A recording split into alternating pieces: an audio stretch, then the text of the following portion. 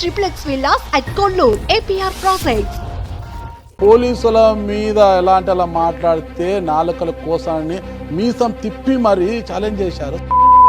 మాట్లాడినారు అనే మాటను అన్నప్పుడు తప్పు చేసిన వాడిని ఓల్డ్ టౌన్ సర్కిల్లో నిలబెట్టి తోలు తీసిన రోజు మిమ్మల్ని ప్రతి ఒక్కరు అనంతపురం జిల్లా ప్రజానికమంతా ఒక హీరోగా వివరించుకున్నారు. మీది ఒక వీడియో బయటకు వీడియో తీసుకొని మీదే అని, దాని తర్వాత ఇంటి అద్దె కట్టడం లేదని మల్లికార్జునరావు బయటకు వచ్చి ఆందోళన చేయడం.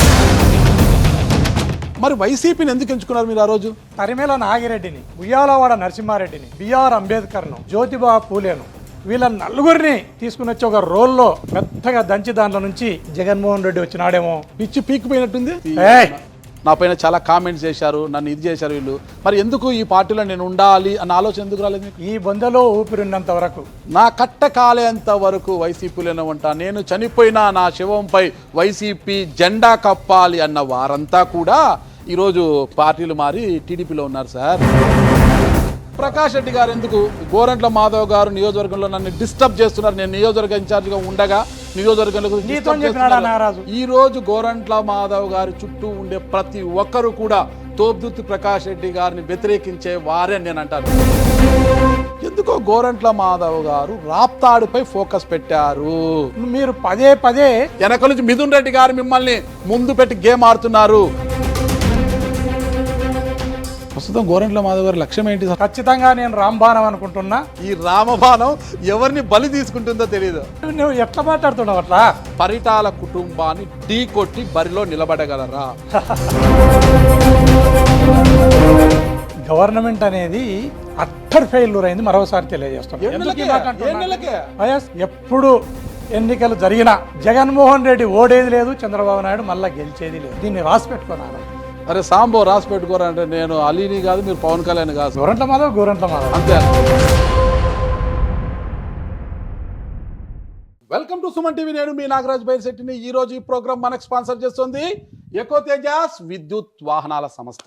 2019 ఎన్నికల ముందు వరకు ఆయన ఒక సిఐ, ఎవరి మాట వినని సీతయ్యగా పేరు తెచ్చుకున్న సిఐ. ఆయన సిఐ ఉద్యోగానికి రాజీనామా చేసి అనూహ్యంగా రాజకీయాలకు వచ్చిన ఆయన ఉరుములా ఉరిమాడు, మెరుపులా మెరిచాడు.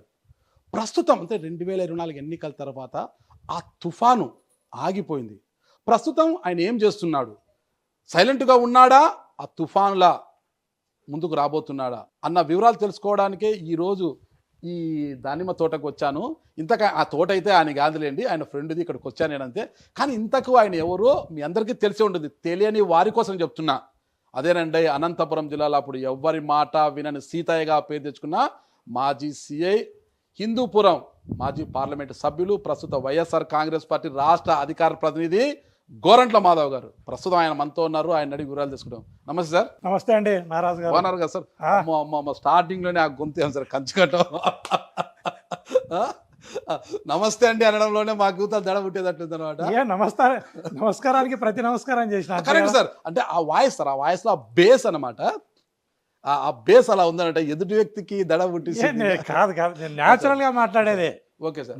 వెరీ న్యాచురల్ గా మాట్లాడేదే ఈ పీచులో ఉంటుంది. దాన్ని నేనేం కొత్తగా తెచ్చిపెట్టుకు మాట్లాడేది ఏముండదు. 2019 ఎన్నికల వరకు మీరు పోలీస్ డిపార్ట్మెంట్లో ఉన్నారు సార్. అప్పుడు సిఐ, ఆ హంగు ఇదంతా వేరే ఉంటుంది, ఆర్భాటం అంతా కూడా. 19 తర్వాత ఖద్దరికి వచ్చారు, కాకి నుంచి ఖద్దరికి వచ్చారు. ఈరోజు వచ్చిన ఇంకా అది పోలీసు షూ ఉన్నట్లుంది కదా సార్, అది ఇప్పటికీ ఆ షూ వేస్తుంటారా? అవశేషాలు ఎక్కడో చోట కొంత మిగిలి ఉంటుంది. అవునా?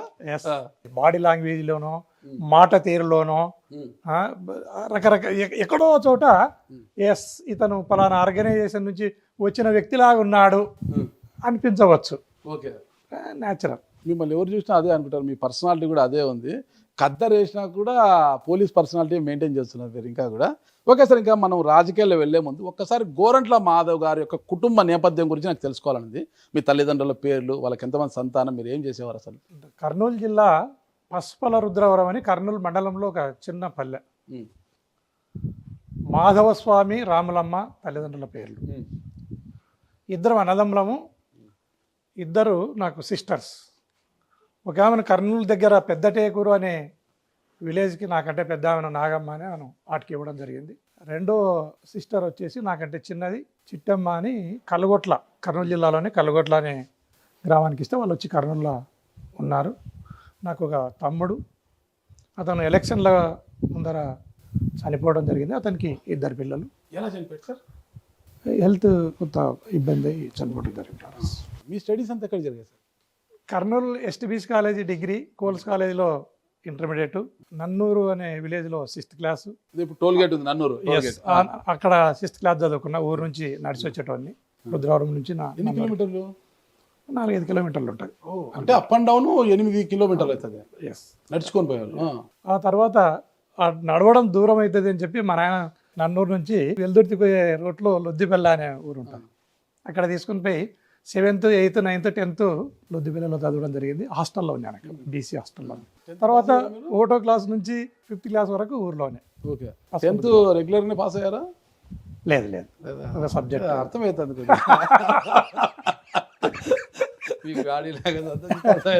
Intermediate regular pass. రెగ్యులర్. డిగ్రీలో history, political science, special Telugu. Special Telugu. ఇంకా డిగ్రీ తర్వాత ఇంకా పీజీ ఏం చేయలేదు sir? Law, SK university. SK university law చేశారు మీరు? చట్టానికి 2 వైపులా పదనమాట. Okay okay. లా చేసిన తర్వాత ప్రాక్టీస్ లా చేసిన తర్వాత మళ్ళీ పీజీ తెలుగు అంటే జస్ట్ యూనివర్సిటీలో అకామిడేషన్ కోసం, అంటే రేపు కాంపిటేటివ్ ఎగ్జామ్స్ ప్రిపేర్ కావడానికి. ఆ రోజులు అందరూ అదే చేసేవాళ్ళు, ఇప్పుడు కూడా అదే చేస్తుంటారు అనమాట. హాస్టల్లో ఉండి కాంపిటేషన్ ఎగ్జామ్, గ్రూప్ 1 కావచ్చు, కాంపిటేషన్ ఎగ్జామ్ ప్రిపేర్ అవుతుంటారు అనమాట. అదొక పునరావాస కేంద్రం అనమాట. దానికోసము పీజీ తెలుగు చేరడం జరిగింది. అప్పుడే నోటిఫికేషన్ కూడా రావడం జరిగింది, ఎస్ఐ నోటిఫికేషన్. 96 బ్యాచ్లో ఎస్ఐ సెలెక్ట్ అయ్యి బయటకు రావడం జరిగింది యూనివర్సిటీ. నాకు తెలుసు సార్, మీరు సడన్ గా చూస్తే హైట్ తక్కువ కనిపిస్తారు సార్ అందరికి. 172 సెంటీమీటర్స్ ఉన్నారు సార్. ఏమైనా మెయింటైన్ చేశారు అప్పట్లోనే అనిపిస్తుంది? ఏం లేదు కదా సార్? చేయలేరు సార్, అది ఇంపాసిబుల్. పరమ నిష్ఠాగరిష్ఠులైన వ్యక్తులే బోర్డులో ఉంటారు. ఈ రోజు కూడా ఎక్కడ కూడా పోలీస్ వ్యవస్థలో సెలెక్షన్ అనేది కలుషితం కాలేదు. ఈవెన్ కానిస్టేబుల్ సెలెక్షన్లు జరగని, ఎస్ఐ సెలెక్షన్లు జరగని, నాకు తెలిసినంత వరకు మెరిట్ విద్యార్థి ఒక 10 రూపాయల అప్లికేషన్తో ఎస్ఐ కాగలుగుతాడు, కానిస్టేబుల్ కాగలుగుతాడు. ఎవరు గవర్నమెంట్ ఉంటే వాళ్ళు కానిస్టేబుల్ ఎవడన్నా, ఈవెన్ నాకు తెలిసినంత వరకు మంత్రులు, ముఖ్యమంత్రులు కూడా వాళ్ళ కొడుకులను ఎమ్మెల్యేలను చేసుకోగలుగుతారే కానీ శాతగానాన్ని తెచ్చి ఎస్ఐని, కానిస్టేబుల్ని చేయలేరు. చేయలేరు. ఖచ్చితంగా మెరిట్ 100% పరమ నిష్ఠాగరిష్ఠులైన బోర్డులు ఉంటారు. సెలెక్షన్ ప్రాసెస్ అనేది చాలా ట్రాన్స్పరెంట్గా జరుగుతుంది. ఎక్కడ కూడా స్కోప్ ఇవ్వకుండా మెరిట్ విద్యార్థులు మాత్రమే, మెరిట్ ఉన్నోడు మాత్రమే, ప్రతిభావంతుడు మాత్రమే పోలీసు వ్యవస్థలోకి రాగలుగుతాడు. ఫస్ట్ పోస్టింగ్ ఎక్కడ చేశారు? జమ్మలమడుగు దగ్గర మైలవరం డ్యామ్. ఓకే. ఫ్యాక్షన్ ప్రాంతం అది. కొన్ని పల్లెలు, ఫ్యాక్షన్ పల్లెలు ఉన్నాయి. మైలవరం డ్యామ్లో 2 సంవత్సరాలు చేసిన.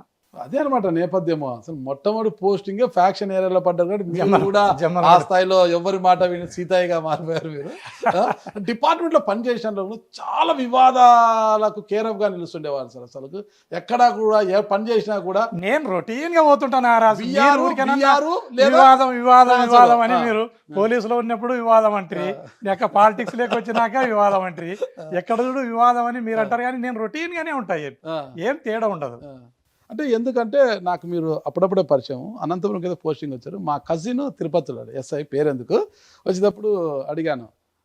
మాటల్లో సందర్భం వచ్చి ట్రాన్స్ఫర్ జరిగాయంట కదా, మొన్న ఇట్లా గోరంట్ల మాధవ్ గారు అని అనంతపురంకి వచ్చారు. ఎట్లంటే అబ్బా ఆయననా మా సీనియర్, అమ్మో ఆయనతో చాలా ప్రమాదం, కొద్దిగా వెంటలు ఎవరి మాట విండు కొద్ది వెంటలు అని. ఏమంటే అమ్మమ్మ చాలా సిన్సియరు, ఆనెస్ట్ ఆఫీసర్, కానీ ఎవరి మాట విండు, ఎక్కడ పని చేసినా కొద్ది కాలమే తట్టుకోలేరు ఆయన్ని అన్నాడు. నిజంగా నేను చూశాను అనమాట. నిజంగా మిమ్మల్ని చూశాను, ఆ ఫెరోషియస్ అదంతా కూడా చూశాను.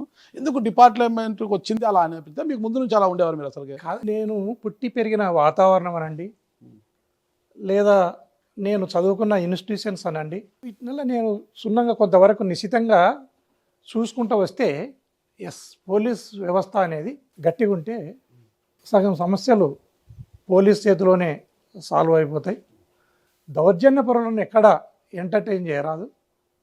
సామాన్యమైన మనిషి పోలీస్ స్టేషన్కి నిర్భయంగా రావాలా. సామాన్యమైన ప్రజలు నాకు పలానా పోలీస్ ఆఫీసర్ ఉన్నాడు నా ఏరియాలో, నాకు పూర్తి స్థాయిలో భద్రత ఉంది అనే ఫీల్ కావాలనే ఆలోచన కలిగిన వాడిని. Friendly police. ఓకే సరే. ఆ క్రమంలో భాగంగా మీ మీద వివాదాలు వచ్చినాయి, అవన్నీ పక్కకు పోతే అసలు ఆ రోజు 2014లో తెలుగుదేశం పార్టీ అధికారంలో ఉంది, మీరు చూసే సిఐఏ. ఎప్పుడు పోలీస్ ఏ స్థాయిలో ఉన్నా కూడా ఖద్దరికి స్థలం కొట్టక తప్పదు. ఖద్దర్ ఈజ్ ద మెయిన్, ఓకేనా? మరి అలాంటి ఖద్దరికి ఛాలెంజ్ చేస్తూ ఆ రోజు ఆయన ఏదో పెద్ద ఆయన పోలీసు గురించి ఏదో మాట్లాడాడు. 14 కాదు 19లో, అదే 18 అదే 19కి ముందు 14 నుంచి 19 వరకు టీడీపీ అధికారంలో ఉంది. మీరు చూసే పోలీస్ యూనియన్ గౌరవ అధ్యక్షుడు ఏదో ఉన్నారు మీరు, ఓకే? త్రిలోక్ గారు అధ్యక్షుడుగా ఉన్నారు. ఐ థింక్ మీరు గౌరవ అధ్యక్షుడు అనుకుంటాను నేను అప్పుడు. నేను వైస్ ప్రెసిడెంట్ ఉన్నారు మీరు. ఏ ధైర్యంతో మీరు ఆ రోజు వచ్చి అసలు మీరు నా పోలీసుల మీద ఎలాంటి అలా మాట్లాడితే నాలుకల కోసాన్ని మీసం తిప్పి మరి ఛాలెంజ్ చేశారు? అసలు ఏంటి ఆ ధైర్యం, ఎక్కడి నుంచి వచ్చింది? ఆ రోజు ఆ పరిస్థితులు పోలీసు పూరా డిమోరలైజ్ అయ్యే పరిస్థితి ఉంది, తప్పని పరిస్థితి, ఖచ్చితంగా మాట్లాడాల్సిన పరిస్థితి ఉంది. కాబట్టి ప్రెస్ మీట్ పెట్టడం జరిగింది. ఇట్లా రొటీన్గా ప్రెస్ మీట్ పెడితే ఆ ప్రెస్ మీట్లో పోలీసు వాళ్ళను మాటను మాట్లాడినారు అనే మాటను అన్నప్పుడు స్పాంటేనియస్గా అన్నారు, సడన్గా అతను ఎవరైతే విలేకరు ఉన్నారో అతను ఆ మాటను అన్నప్పుడు నాకు కూడా సడన్గా నేను కూడా కొంత ప్రొవోక్ అయి దానికి సమాధానం చెప్పవలసిన పరిస్థితి ఏర్పడింది. అందులో భాగంగానే ఆ మాట వచ్చింది తప్ప వ్యక్తిగతంగా నాకు వాళ్ళకు పగ లేదు, శత్రుత్వం లేదు, ఇది అందరికీ తెలిసిన విషయం. అది అప్పటి వరకు జిల్లాలో జేసీ ఫ్యామిలీ అంటే కొంత భయపడేవారే, అధికారులు కావచ్చు, సామాన్యులు కావచ్చు. అంటే జేసీ దివాకర్ రెడ్డి మీదే మీసాలు దిపడి ఎవరానైనా పోలీస్ అని రాష్ట్ర వ్యాప్తంగా ఒక పెద్ద చర్చకైతే దారింది. జేసీ వాళ్ళ పైన తొడగొట్టాడంటే మీసాలు తిప్పాడంట అనేది అది ఎక్కడికెక్కడ వెళ్ళింది. అయితే దాని తర్వాత మీరు ఒక హీరోగా మారిపోయారు. ఇరు పార్టీలు, ఇటు టీడీపీ కావచ్చు, ఇటు వైసీపీ కావచ్చు, ఇద్దరు కూడా ఆ రోజు మీకు టికెట్ ఇవ్వడానికి సిద్ధంగా ఉండారు, ఓకేనా? మరి వైసీపీని ఎందుకు ఎంచుకున్నారు మీరు ఆ రోజు? ఒకసారి క్షుణ్ణంగా గమనిస్తే నాగరాజు, గౌరవ మాజీ ముఖ్యమంత్రి వర్యులు జగన్మోహన్ రెడ్డి గారిని మనం బాగా నిశితంగా గమనిస్తే ఆయనలో ఒక తరిమేల నాగిరెడ్డిని, ఉయ్యాలవాడ నరసింహారెడ్డిని, బిఆర్ అంబేద్కర్ను లేదా జ్యోతిబా పూలేను, వీళ్ళ నలుగురిని తీసుకుని వచ్చి ఒక రోల్లో వేసి రోకల బండ తీసుకుని మెత్తగా దంచి దాంట్లో నుంచి మనం తీస్తే జగన్మోహన్ రెడ్డి వచ్చినాడేమో అనే భావన కలుగుతుంది మనం బాగా పరిశీలిస్తే. ఎస్, పిచ్చి పీకిపోయినట్టుంది. ఎస్, నో, ఇంతమంది మేధావులని జగన్మోహన్ రెడ్డి గారితో మీరు పోలుస్తున్నారు. 100% మాధవ్ గారికి ఏమన్నా? నో 100% నేను కరెక్ట్ గా ఉన్నారు కదా? 100% కరెక్ట్ ఉన్నారు. దాంట్లో మళ్ళీ తిరిగేలేదు. మానసిక పరిస్థితి గవర్నమెంట్ మాధవ్తో మాట్లాడుతున్నాం. మానసిక పరిస్థితి నాకు తెలుసు. ఓకే, స్టబన్ ఎందుకంటే ఇంతమంది మేధావులు వచ్చి రోడ్లో రుద్దితే జగన్మోహన్ రెడ్డి గారు అంటే నాకు ఆందోళన అయింది. దాని మీద కట్టుబడి ఉంటా. ఇదే మాట దీని మీద ఎందుకు కట్టుబడి ఉంటా అనేది కూడా ప్రజా సంఘాలు కావచ్చు, ఎవరైనా దీని మీద బజార్ రోడ్డు మీదకి వస్తారు వాళ్ళు రాని తరిమల నాగిరెడ్డి కావచ్చు, ఇంకా వీళ్ళందరూ అన్నారు. మీరు వాళ్ళని ఏం మాట్లాడుతున్నాను కలిపి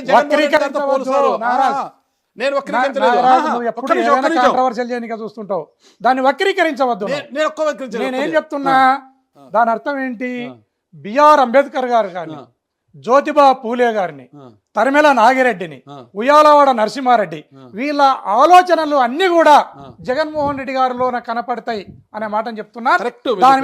దాని మీద కట్టుబడి ఉంటాం. ఇది వక్రీకరించడం. నేనేమంటే మా నాయకులు అంటే మేము అభిమానించే అంబేద్కర్ గారి యొక్క ఆలోచనలు జగన్ గారి ఆలోచనలు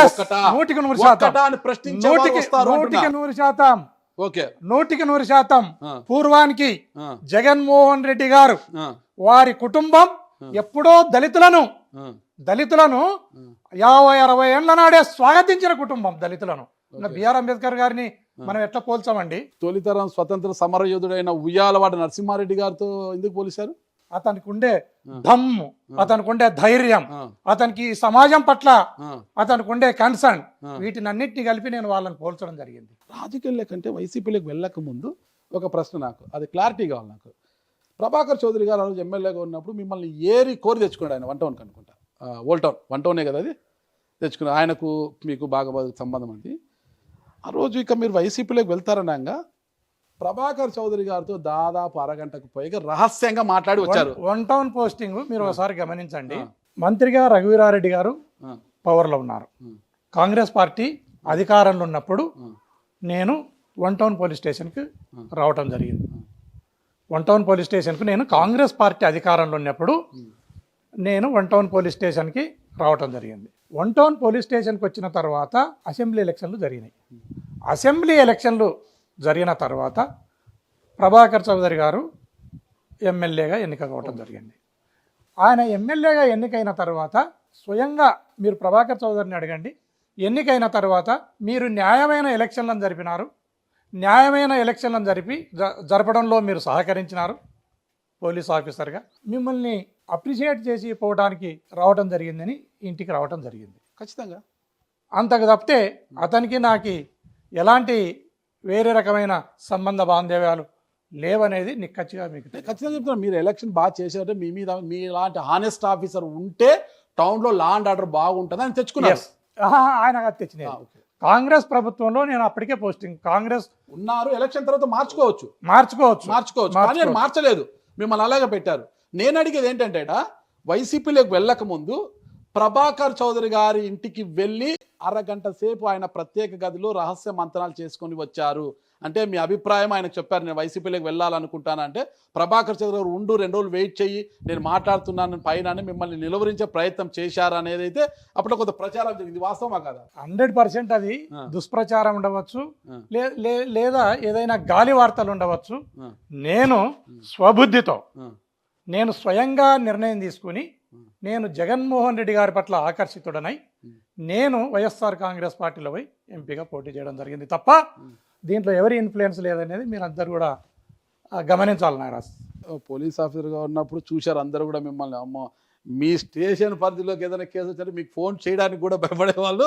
తప్పు చేసిన వాడు మీ స్టేషన్కి వస్తే వాడిని తాట తీస్తారు, చాలా భయపడేవారు, చాలా దూకుడుగా ఉండేవారు.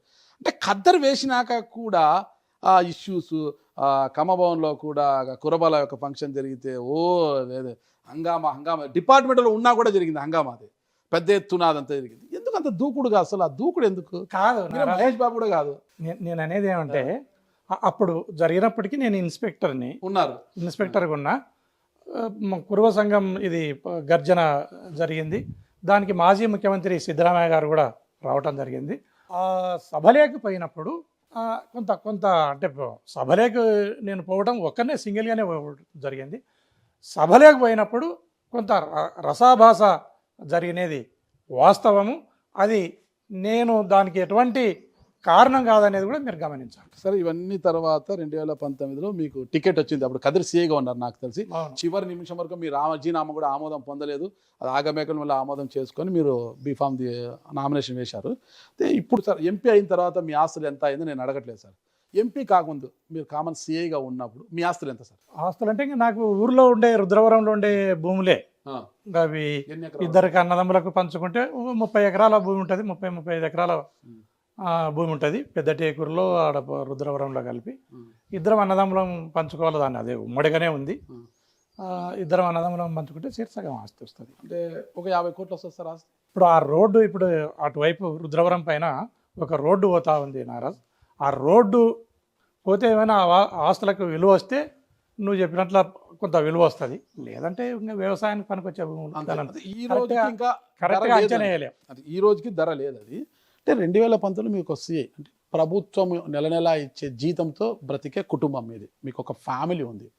అంటే 2019 ఎన్నికలకు ముందు చంద్రబాబు నాయుడు గారు అందరికి పసుపు కుంకుమ ఇచ్చారు, మహిళలందరికీ కూడా చాలా చేసామని చెప్తున్నారు. ఎటు అనేది ఇంకా అటు ఇటు పాలిపోలే, అంటే జగన్మోహన్ రెడ్డి పాదయాత్ర చేసింది అటా ఇటా అని జరుగుతుంది. అసలు ఏ ధైర్యంతో మీరు ఉన్న సిఐ ఉద్యోగానికి రాజీనామా చేసి ఎంపీగా నామినేషన్ వేసేశారు? అసలుకి ఒకవేళ బొమ్మ ఇటు తిరుగుబడి ఉంటే ఏంటి పరిస్థితి, మీ ఫ్యామిలీ పరిస్థితి ఏంటి అసలు? ఏమైతుంది, ఇంకా నేను అన్నిటికీ సిద్ధపడే వచ్చింటా కదా. సిద్ధపడచ్చు, మీ ఫ్యామిలీ కూడా ప్రిపేర్ చేసింటా కదా. ఫ్యామిలీ కూడా ప్రిపేర్ చేస్తా. ఆ రోజుకు తల్లిదండ్రులు ఉన్నారు, నా తమ్ముడు ఉన్నాడు, రాజకీయాలకి ఎంటర్ అయ్యేటప్పటికి సిస్టర్స్ ఉన్నారు, భార్య పిల్లలు ఉన్నారు.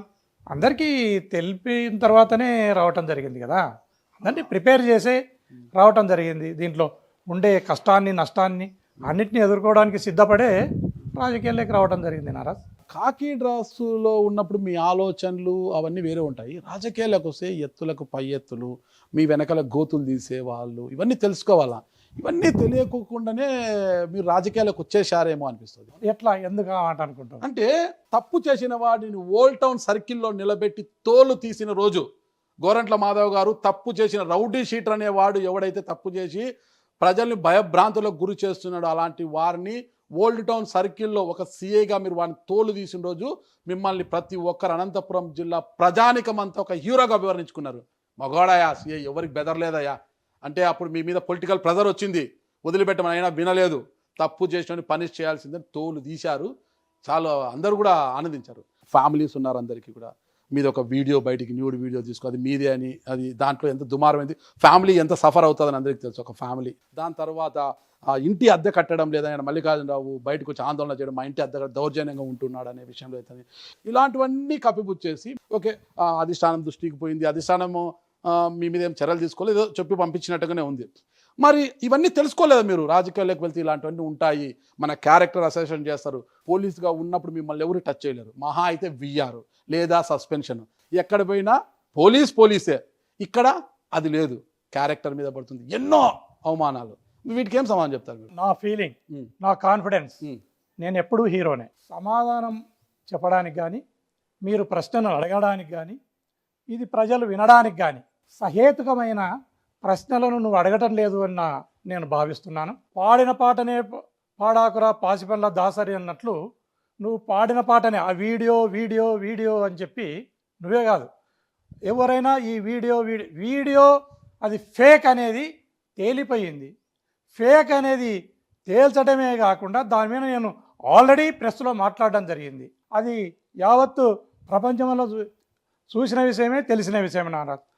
దానిని మీరు పదే పదే మాట్లాడి దాన్ని మళ్ళా ప్రజల్లో నమ్మించడానికి ప్రయత్నం చేస్తున్నారేమో అనిపిస్తుంది నాకు. మీరు అయిపోయింది కదా సార్, ఎవరు సార్? నేను ఇక్కడ ఆ వీడియో మీద ఎలా అనేది నేను అడగలేదు. ఇక్కడ రాజకీయంగా వచ్చినప్పుడు వెనకల గోతులు తవ్వే వాళ్ళు ఉంటారు, మిమ్మల్ని బదనాం చేయడానికి ఒక వీడియో చెప్పండి, సృష్టించారా లేదా ఏంటి, ఇవన్నీ తెలుసుకోవాలి కదా రాజకీయాల్లోకి వచ్చే ముందు ఇలా చేస్తారనేది నేను అడిగాను. నేను ఏ రకంగా ప్రశ్నను తీసుకుని వస్తున్నావు, ఏ రకంగా సమాధానాన్ని తీసుకోవాలనే భావన నీకుందో నాకు అర్థమవుతా ఉంది. నాకు అర్థం కాక కాదు నారాజు, నేను అనేది అది ఒక ముగిసిన అధ్యాయం.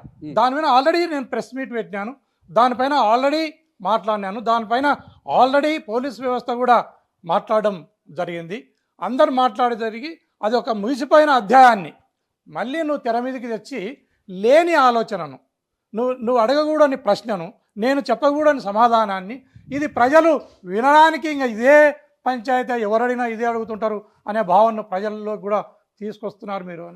సరే, వీడియో విషయం అయితే నేను వాంటెడ్గా లేదు, ఒకవేళ మీరు హర్ట్ అయినట్టే సారీ. కానీ మల్లికార్జునరావు ధర్నా చేయడాన్ని కూడా ఆ రోజు పత్రికల్లో చాలా ఇది రాశారు, ఎంపీ గౌడి దౌర్జన్యంగా ఉన్నాడు, ఆయన ధర్నా చేస్తున్నాడు, అద్దెలు కట్టడం. అతన్ని మల్లికార్జున రెడ్డిని కూడా నువ్వు పోయి స్వయంగా ఇంటికి పోయి అడుగునారా? నేను ఆ ఇంటిని జిఎంఆర్ అని ఒక ముత్యాలరెడ్డి ఫంక్షన్ హాల్ ఉంటే ఆ ఎలక్షన్లకు ముందు ప్రచారం కంటే ముందు ఆ ఇంట్లో ఆ జిఎంఆర్ ఫంక్షన్ హాల్లో ఉండడం జరిగింది. అక్కడి నుండే నేను ప్రచారం చేయడం జరిగింది. అక్కడనే నేను భార్య పిల్లలతో కూడా అక్కడనే ఉండడం జరిగింది. అప్పుడు నాకు ఇల్లు లేని పరిస్థితుల్లో మల్లికార్జున రెడ్డి ఇల్లును పిలిచి ఇవ్వడం జరిగింది.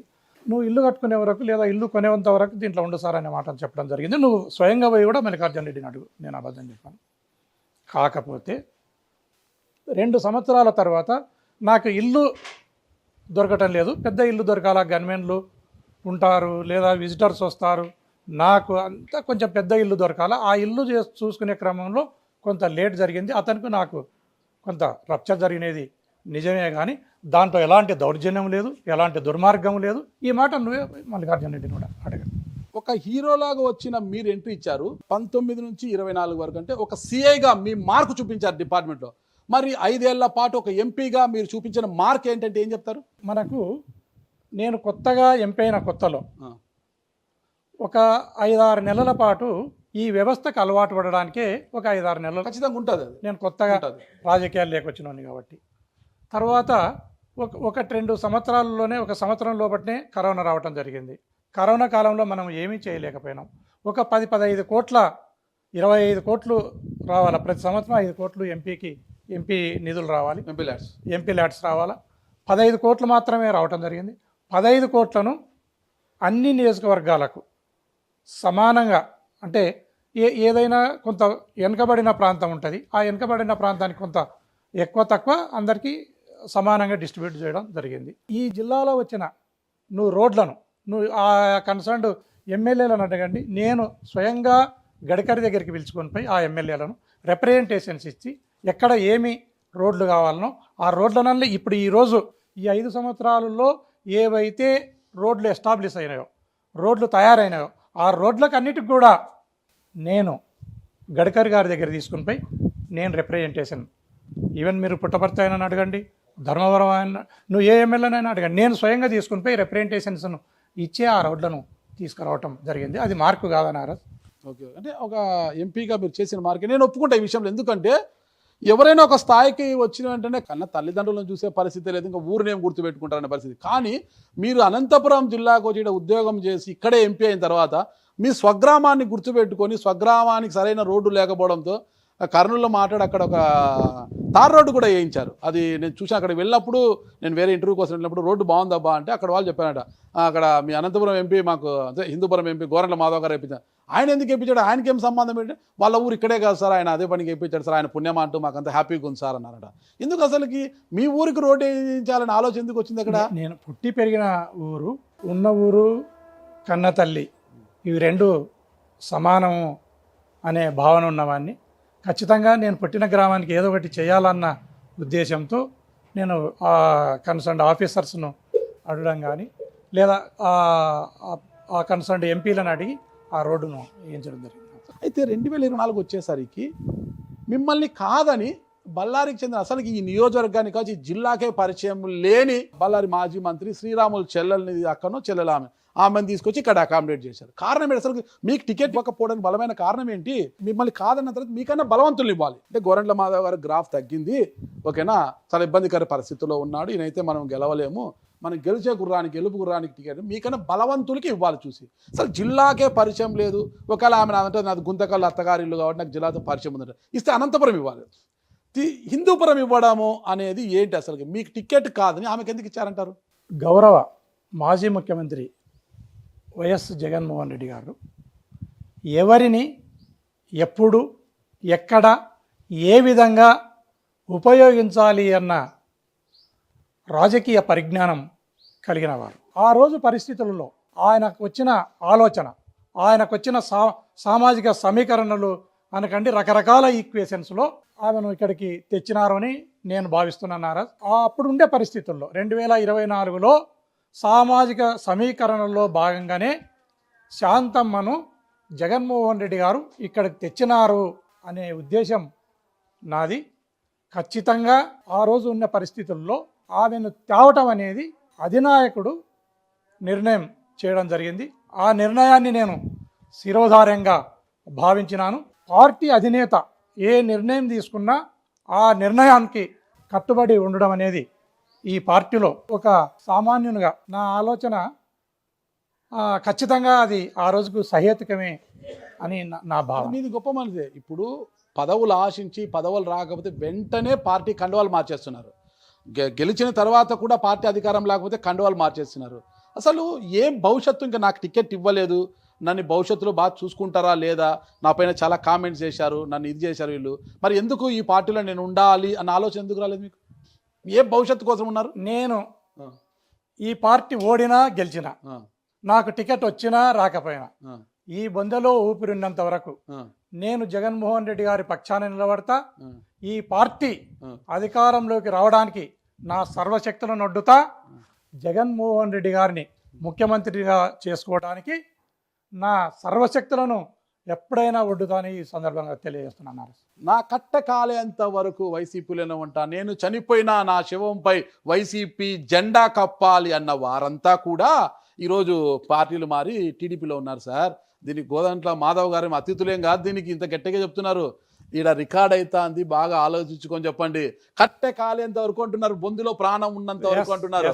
ఇది మళ్ళీ రికార్డ్ అవుతుంది, మళ్ళీ నేనే దీన్ని బయట తీయాలి. మీరు ఎప్పుడైనా రేపు పొద్దున మళ్ళీ వేరే కండువ మారిస్తే దీన్ని మళ్ళీ నేనే బయట తీయాల్సి వస్తుంది. ఆలోచించుకోండి, రికార్డ్ అయ్యే ముందు కెమెరా ముందు ఆలోచించుకోని మాట్లాడి రాజకీయాల్లో ఉన్నారు మీరు. నువ్వు ఇప్పుడు పైన వాళ్ళని చెప్పినావు, ఇది వైఎస్ఆర్ కాంగ్రెస్ పార్టీ అనేది సావులేని ఒక జీవనది లాంటిది. మా అధినాయకుడు ఎండకు ఎండని, వానకు తడుసని, చలికి వనకని, లేదా ఏదైనా తుఫాన్ వస్తే కూడా కొట్టుకుని పోని నికార్సైన కొండారెడ్డి బుర్జులాగా నిటారుగా నిలవన్న వ్యక్తి జగన్మోహన్ రెడ్డి గారు. అనేక మంది లీడర్లు రావచ్చు పోవచ్చు. నేను మళ్ళీ ఒకసారి కూడా చెప్తున్నా, ఈ పార్టీ వైఎస్ఆర్ కాంగ్రెస్ పార్టీ అనేది సావులేని జీవనది లాంటిది. దీనికి ఎటువంటి పరిస్థితుల్లో ఇది శత్రు దుర్భేద్యమైన పార్టీ. దీన్ని ఎవ్వరూ ఏం చేయలేదు నారాజ్. ఇది ఖచ్చితంగా ఎప్పుడు ఎన్నికలు జరిగినా, ఎప్పుడు ఎన్నికలు వచ్చినా, ఈ రోజు నుంచి 2029 లోపల ఎప్పుడు ఎలక్షన్లు వచ్చినా జగన్మోహన్ రెడ్డి ఓడేది లేదు, చంద్రబాబు నాయుడు మళ్ళీ గెలిచేది లేదు. ఇది కరాఖండిగా చెప్తాను. మేము పార్టీ రాత్రి ఎక్కడ పడుకున్నారు మీరు? రాత్రి ఎక్కడ పడుకున్నారు? ఇంట్లో పడుకున్నా. ఇంట్లోనా? అంటే బాగా కళలు వస్తాయి మీకు? ఏం కలలేదు. ఏం రావా కళలు అంతా? ఆయన ఆంజనేయ స్తోత్రం ఏదన్నా చదువుకొని పడుకుంటారు? మామూలుగానే ఉంటారు. మామూలుగా కళలో ఏమన్నా కలవరిస్తుంటే మేడం ఏమన్నా లేపారేమన్నా? నేనే ఆంజనేయుడు ఉన్నట్ట. నన్ను తలుచుకుంటేనే చాలా మందికి భయం పోతుంది. ఇంకా నాకేం మీరే ఆంజనేయుడు, మిమ్మల్ని తలుచుకుంటేనే భయం పోతుంది. అదే పక్కా. ఓకే. నేను పార్టీని మీరు అన్నారు సావు లేని జీవనది. నేను పార్టీని ఏమి అనలే, నేనేం అనలే. నువ్వు వాళ్ళు పోయి వీళ్ళు పోయి బెదిరిస్తలేవా? నేను బెదిరించలే. వాళ్ళు పోయిన వీళ్ళు పోయినారు అంటున్నా. వాళ్ళు పోయినారు వీళ్ళు పోయినారు ఏం నమ్ముకొని ఉంటున్నావు అంటే అన్నావు. గోరంట్ల మాధవ్ గారికి 2024లో టికెట్ రాలేదు. మళ్ళా కూడా 2029కి కూడా గోరంట్ల మాధవ్ గారికి తూచ్ నువ్వు లేదు, నీకు టికెట్ లేదు, నువ్వు అలా పక్కనుండు పెడితే పార్టీ ఓడినా గెలిచినా గోరంట్ల మాధవ్ టికెట్ వచ్చినా రాకపోయినా గోరంట్ల మాధవ్ బొందెలో ఊపిరినంత వరకు ఈ పార్టీలోనే ఉంటాడు. ఈ పార్టీ శ్రేయస్సు కోసం ఆర్నిసలు కష్టపడతాడని డబల్ రికార్డ్ చేయండి అమ్మా. ఇది పనికి వస్తుంది మనకు. డబల్ రికార్డ్ చేయండి. ఇట్లా రాజకీయ నాయకులు చాలా చూసాం మనము. బాగా రికార్డ్ చేయండి అమ్మా. ఇది మళ్ళీ బయట దిద్దాం దీన్ని. ఓకేనా? ఓకే సరే, బాగానే సార్. అసలు చాలా దూకుడుగా మాట పార్లమెంట్లో అనుకుంటా రఘురామకృష్ణరాజు గారి మీద ఏదో కొద్దిగా ముందుకు పోయారు, దూకుడు పోయారు. ఎక్కడ పోయినా మీ దూకుడు అంతేనా? లేదు. ఆ రోజు ఏంటంటే ఈ పార్టీ నుంచి ఎన్నికై ఆ రోజు ఆయన అసభ్యంగా మాట్లాడడం జరిగినప్పుడు కోపం వచ్చి కొంత వాగ్వివాదం జరిగినది వాస్తవమే నారాజ్. అదేం దూకుడుగా నేను భావిస్తలేను. అధినాయకుడిని మాట్లాడినప్పుడు నేను కొంత రెస్పాండ్ అయినది నిజమే. నేను జవాబుదారి కాబట్టి నేను పైకి ఎక్కేసారు ఒకటి సార్ అంతా. అది కాదు. అది పార్లమెంటులో ఎవరో కొంత నేరస్తులు పార్లమెంటులోకి వచ్చినప్పుడు అది పోలీస్ అది మీకు అప్పుడు కూడా మంచి ప్రశంసలు కూడా వచ్చాయి. ఎక్కడున్నా పోలీస్ అనేసి మన పోలీసు. ఏం సార్ ఆ రోజు ఎపిసోడ్ ఏం సార్ అది? ఏం లే, నేను ఆ రోజు 0 ఓవర్లో నేను మాట్లాడేది ఉంది. మాట్లాడి అయిపోయిన తర్వాత ముందు కూర్చుని ఉన్నాను. వెనక నుంచి ఒకడు దూకడం జరిగింది, ఇంకోటి దూకడానికి ప్రయత్నం చేస్తున్నాడు. గ్యాలరీలోంచి దూకారు. ఆ క్రమంలో ఇట్లా వెనక్కి తిరిగి చూస్తే వాడు స్పీకర్ వైపు వాడు పరిగెత్తుకుని వస్తున్నాడు. వాడిని పట్టుకోవడానికి ఇవ్వడం జరిగింది. వాడు తప్పించుకుంటే ఇంకో ఎంపీ వాళ్ళని కన్ఫైన్ చేయడం జరిగింది. కన్ఫైన్ చేసిన అందరు నేను కూడా పోయి 4 ఏట్లు కొట్టి సెక్యూరిటీ పట్టడం జరిగింది. చూసే కరెంటు తీగలాగా ఉంటారు సార్ మీరు. కానీ ముట్టుకుంటే కదా తెలుస్తుంది పవర్ ఉన్నట్టుగా. చాలా పవర్ ఉంటుంది సార్ మీకు. చూసే కరెంటు తీగలాగా ఎలా మెయింటైన్ చేస్తున్నారు ఈ బాడీని? నేను అంటే పోలీసులకి రాకముందు నుంచి కూడా రెగ్యులర్గా శారీరక వ్యాయామం చేస్తున్నారు. తర్వాత కొంత ఆహారం పట్ల కూడా మితాహారము కొంత జాగ్రత్త తీసుకుంటాను. టానిక్ అది తీసుకురా, దగ్గు మందు ఏం లేదు అట్లా. గుర్రపు స్వారీ ఎప్పుడు సార్ చిన్నప్పుడు నేర్చుకున్నారా? మధ్య నేర్చుకున్నారే. నాకు కొంత వైరల్ అంతా ఎస్ఐ ఉన్నప్పుడు కూడా గుర్రాన్ని, ఎస్ఐ ఉన్నప్పుడు గుర్రాన్ని అసలు ఏ భరోసాతో ఈరోజు వైఎస్ఆర్ కాంగ్రెస్ పార్టీ వాళ్ళు అసలు నేలను పడిపోయారు. 11 స్థానాలతో ఏం చేయలేదు, దిక్కుతోచని పరిస్థితుల్లో ఉన్న వైఎస్ఆర్ కాంగ్రెస్ పార్టీ ఏ ధైర్యంతో గోరంట్ల మాధవ్ గారికి రాష్ట్ర అధికార ప్రతినిధి పార్టీ కట్టబెట్టింది? అధికారంలో లేని అధికార ప్రతినిధి. మీ విజ్ఞతకే వదిలేస్తా. అధికారంలో లేని చాలామంది పార్టీ 2024లో ఓడిపోవటం జరిగింది. మనం 11 సీట్లకే పరిమితం కావడం జరిగింది. మాజీ ఎంపీలకు, మాజీ ఎమ్మెల్యేలను, మాజీ మంత్రులను వారికి ఎవరి స్థాయికి తగినట్ల వాళ్లకు పార్టీ పదవులను ఇచ్చి పార్టీని బలోపేతం చేసే దిశగా, క్యాడర్ని బలోపేతం చేసే దిశగా పార్టీ నిర్ణయాలు తీసుకోవడం జరిగింది. అందులో భాగంగానే నాకు కూడా అధికార ప్రతినిధి అనేది ఇవ్వటం జరిగిందని నేను భావిస్తున్నాను. దీంట్లో ఆశ్చర్యపోనక్కర్లేదు, లేదా అసూయపడాల్సిన అక్కరా లేదు. ఇది రొటీన్గా పార్టీని బలోపేతం చేసే దిశగా అధినాయకత్వం తీసుకునే నిర్ణయంగానే నేను భావిస్తాను. ఇంతమంది ఉన్న గోరంట్ల మాధవ్ గారిని నచ్చి ఇవ్వడానికి జగన్మోహన్ రెడ్డి గారికి మీ మీద ఉన్న అంత నమ్మకం ఏంటి? అది అపారమైన నమ్మకం ఏంటి? అసలు చాలామంది ఉన్నారు కదా మాట్లాడేవాళ్ళు, మీకెందుకు ఇచ్చారు? అంటే నాకు ఒక్కనికి రాష్ట్రంలో నేను ఒక్కరిని కాదు కదా అధికార ప్రతినిధి అయిన వాళ్ళు ఇంకా కొంతమంది ఉంటారు. కానీ జిల్లాలో మీకు ఎందుకు అంత ప్రయారిటీ ఇచ్చారు ఏంటి అసలుకి? ఇంకా నువ్వు 24 గంటలు జనంలో తిరిగేతోని నారా ఈ జిల్లాలో ఉమ్మడి జిల్లాలో నీకు ప్రతి ప్రాంతము ప్రతి మనిషితో సంబంధ బాంధవ్యాలు ఉన్నాయి, ప్రతి రాజకీయ నాయకునితో సంబంధ బాంధవ్యాలు ఉన్నాయి. నువ్వే అంచనాకు వచ్చి చెప్పాలా ఏంటికి ఇచ్చినారు అనేది. అంతే అంటే కనుక్కుంటలేదు సార్ వాళ్ళది. సార్ ఒకటే సార్, మీరు ఎంపీ కదా, ఎందుకు మీకు ఎమ్మెల్యే అంటే భలే ఇష్టం అంటే? అసలు ఎమ్మెల్యే కావాలని కోరిక ఎందుకు? ఎవరన్నారు? అంటే మీరు ఎంపీగా ఉన్నప్పుడే 2024 ఎన్నికలకు ముందు మీ సొంత కర్నూలు జిల్లా, ఉమ్మడి కర్నూలు జిల్లా పత్తికొండలో ప్లాట్ఫామ్ క్లియర్ చేసుకుంటూ బేస్ చేసుకుంటూ వచ్చారు. తరచూ పత్తికొండకు వెళ్ళడము, ఆడ మీటింగ్ పెట్టుకోవడం, వాళ్ళతో మాట్లాడము, కొంత ఏదో చేస్తున్నారనేసి కంగాటి శ్రీదేవి గారు పార్టీ అధిష్టానానికి కూడా ఫిర్యాదు చేశారు. ఒక డిస్టర్బ్ చేస్తున్నాడు ఆయన, ఎక్కడో అనంతపురం జిల్లా నుంచి వచ్చి ఇక్కడ వచ్చి డిస్టర్బ్ చేస్తున్నాడు, నెక్స్ట్ ఎమ్మెల్యే కావాలనుకుంటున్నారు. అప్పటికే శ్రీదేవి గారిని తప్పించి ఎస్వి మోహన్ రెడ్డి గారికి, అలాంటి ఆయన వారే విజయ్ మనోహరి గారిగా, కాకపోతే ఎస్వి మోహన్ రెడ్డి ఎస్వి సుబ్బారెడ్డి గారి కుమార్తె, ఎస్వి మోహన్ రెడ్డి గారు సోదరు ఉన్నారు శోభనారెడ్డి గారు, ఆమె టికెట్ తర్జన భర్జనది. మళ్ళీ మూడవ కృష్ణుడు అన్నట్టుగా గోరంట్ల మాధవ్ గారు వస్తున్నారనేది పెద్ద కాంట్రవర్సీ నడిచింది. అప్పుడు ఎందుకు ఈయన ఎంపీగా ఉండడం వల్ల ఎంపీ టికెట్ ఇస్తారు, ఎమ్మెల్యేకి ఎందుకు పోవాలనుకుంటున్నాడు ఆయన? అంటే సామాజిక వర్గ సమీకరణలో భాగంగా మంత్రి అవుతానని ఒక ఆశ, ఆలోచన, దూర ఆలోచన అని అనుమానం వచ్చింది అన్నమాట అందరికి. ఎవరైనా కానీ ఈ పార్టీలో ఎమ్మెల్యే కావాలన్నా, ఎంపీ కావాలన్నా, మంత్రి కావాలన్నా ఫస్ట్ అధినాయకుని ఆశీర్వాదం ఉండాలా, ప్రజల ఆశీర్వాదం ఉండాలా, పైవాడు భగవంతుని ఆశీర్వాదం ఉండాలి.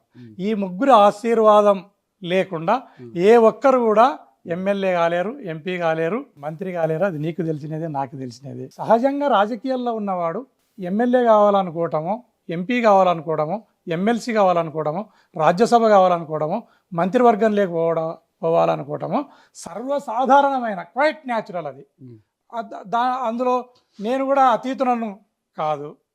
ఖచ్చితంగా జగన్మోహన్ రెడ్డి గారు, ప్రజలు, భగవంతుడు, ఈ ముగ్గురు ఆశీర్వాదం ఉంటేనే అసెంబ్లీకి పోగలుగుతాం, పార్లమెంట్లోకి పోగలుగుతాం. ఈ ముగ్గురులో ఏ ఒక్కరు కూడా మనకు ఆశీర్వాదం లేదంటే, ఈ ముగ్గురులో భగవంతుని కానీ, అధినాయకునిది కానీ, ప్రజలది కానీ ఆశీర్వాదం లేదు అన్నప్పుడు మనం అసెంబ్లీ మొగం చూడలేం, పార్లమెంటు మొగం చూడలేం. ఆశ అనేది అందరికి ఉంటుంది, అవకాశం అనేది కొందరికి వస్తుంది అనేది నేను ఇస్తున్నాను. నాకు స్ట్రైట్గా ఆన్సర్ చెప్పలేదు.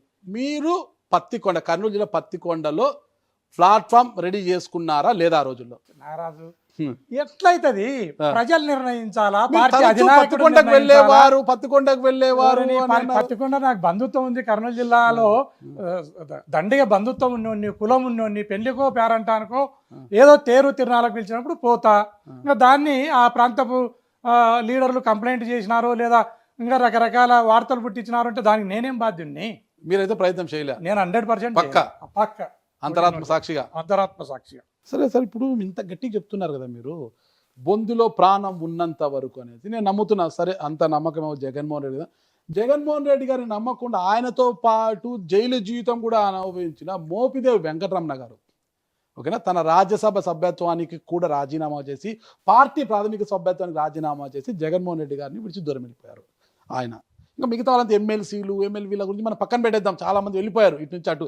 మొన్నటువంటి రవిచంద్రారెడ్డి గారు అసలు జగన్మోహన్ రెడ్డి గారి మీద ఈగ వాలితే నేను గొడ్డలు తీసుకొచ్చి నరుకుతాననేంత స్థాయిలో ఉండే రవిచంద్రారెడ్డి గారు, ఆయన కూడా మన పోతూ పెద్ద గుండ్రా వేసిపోయినాడు పార్టీ మీద. ఇంకా అట్లా చిన్న వాళ్ళని మనం పక్కన పెట్టేస్తే, కొంతమంది నాయకులు పట్టేస్తే, బాలినేని శ్రీనివాసరెడ్డి గారు స్వయానా బంధువు జగన్మోహన్ రెడ్డి గారికి, ఓకేనా, వైవి సుబ్బారెడ్డి గారు ఆయన బామర్దులు. వైవి సుబ్బారెడ్డి గారు మీకు తెలుసు, జగన్మోహన్ రెడ్డి చిన్నాన.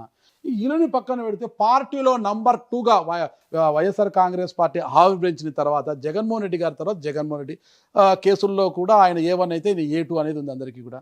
ఈరోజు నిన్న తాజాగా విజయసాయి రెడ్డి గారు కూడా రాజ్యసభ సభ్యత్వానికి రాజీనామా, పార్టీ ప్రాథమిక సభ్యత్వం రాజీనామా దూరం. ఇంతమంది పోతుంటే గోరంట్ల మాధవ్ గారు మాత్రం వైఎస్ఆర్ కాంగ్రెస్ పార్టీని ఎందుకు జపం చేస్తున్నారు? ఈ ప్రశ్నల అన్నిటికి కూడా మొదట వేసిన ప్రశ్నలోనే నేను సమాధానం చెప్పడం జరిగింది మీకు. జగన్మోహన్ రెడ్డి గారు కాంగ్రెస్ పార్టీలో ఎంపీగా ఉండి రాజీనామా చేసి రాష్ట్రంలోకి వచ్చి ఇట్లా 175 నియోజకవర్గాల్లో చూసినప్పుడు ఎక్కడ ఏ ఒక్క లీడర్ కూడా ఆయనకు కనపడలే. ఆ రోజు కూడా ఆయన నిరాశ చెందలే, నిస్పృహకు గురిగాలే. ప్రజల నుంచి లీడర్లను తయారు చేసుకున్నాడు. ప్రజలలో నుంచే లీడర్లను తయారు చేసుకుని ఆంధ్రప్రదేశ్ నుంచి ఆయన లీడర్గా ఎంచుకొని ఇసిరికట్ నుంచి పడేస్తే ఆంధ్రప్రదేశ్ నుంచి స్ట్రైట్గా పార్లమెంటులో పడి ఎంపీలు అయిన వాళ్ళు ఉన్నారు, అసెంబ్లీలో పోయి ఎమ్మెల్యేలు అయిన వాళ్ళు ఉన్నారు. 151 సీట్లు సింగిల్గా. ఈరోజు ఉమ్మడిగా కూటమి అంతా బీజేపీ, తెలుగుదేశం, జనసేన ముగ్గురు కలిస్తే కూడా నాకు తెలిసినంత వరకు 21 ఎంపీలు.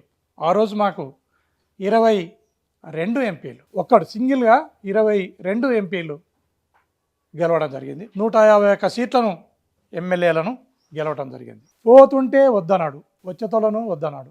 వారి వారి అవసరాలను బట్టి, వారి వారి అజెండాలను బట్టి పోయేటోళ్ళు పోతూ ఉంటారు, వచ్చేటోళ్ళు వస్తూనే ఉంటారు.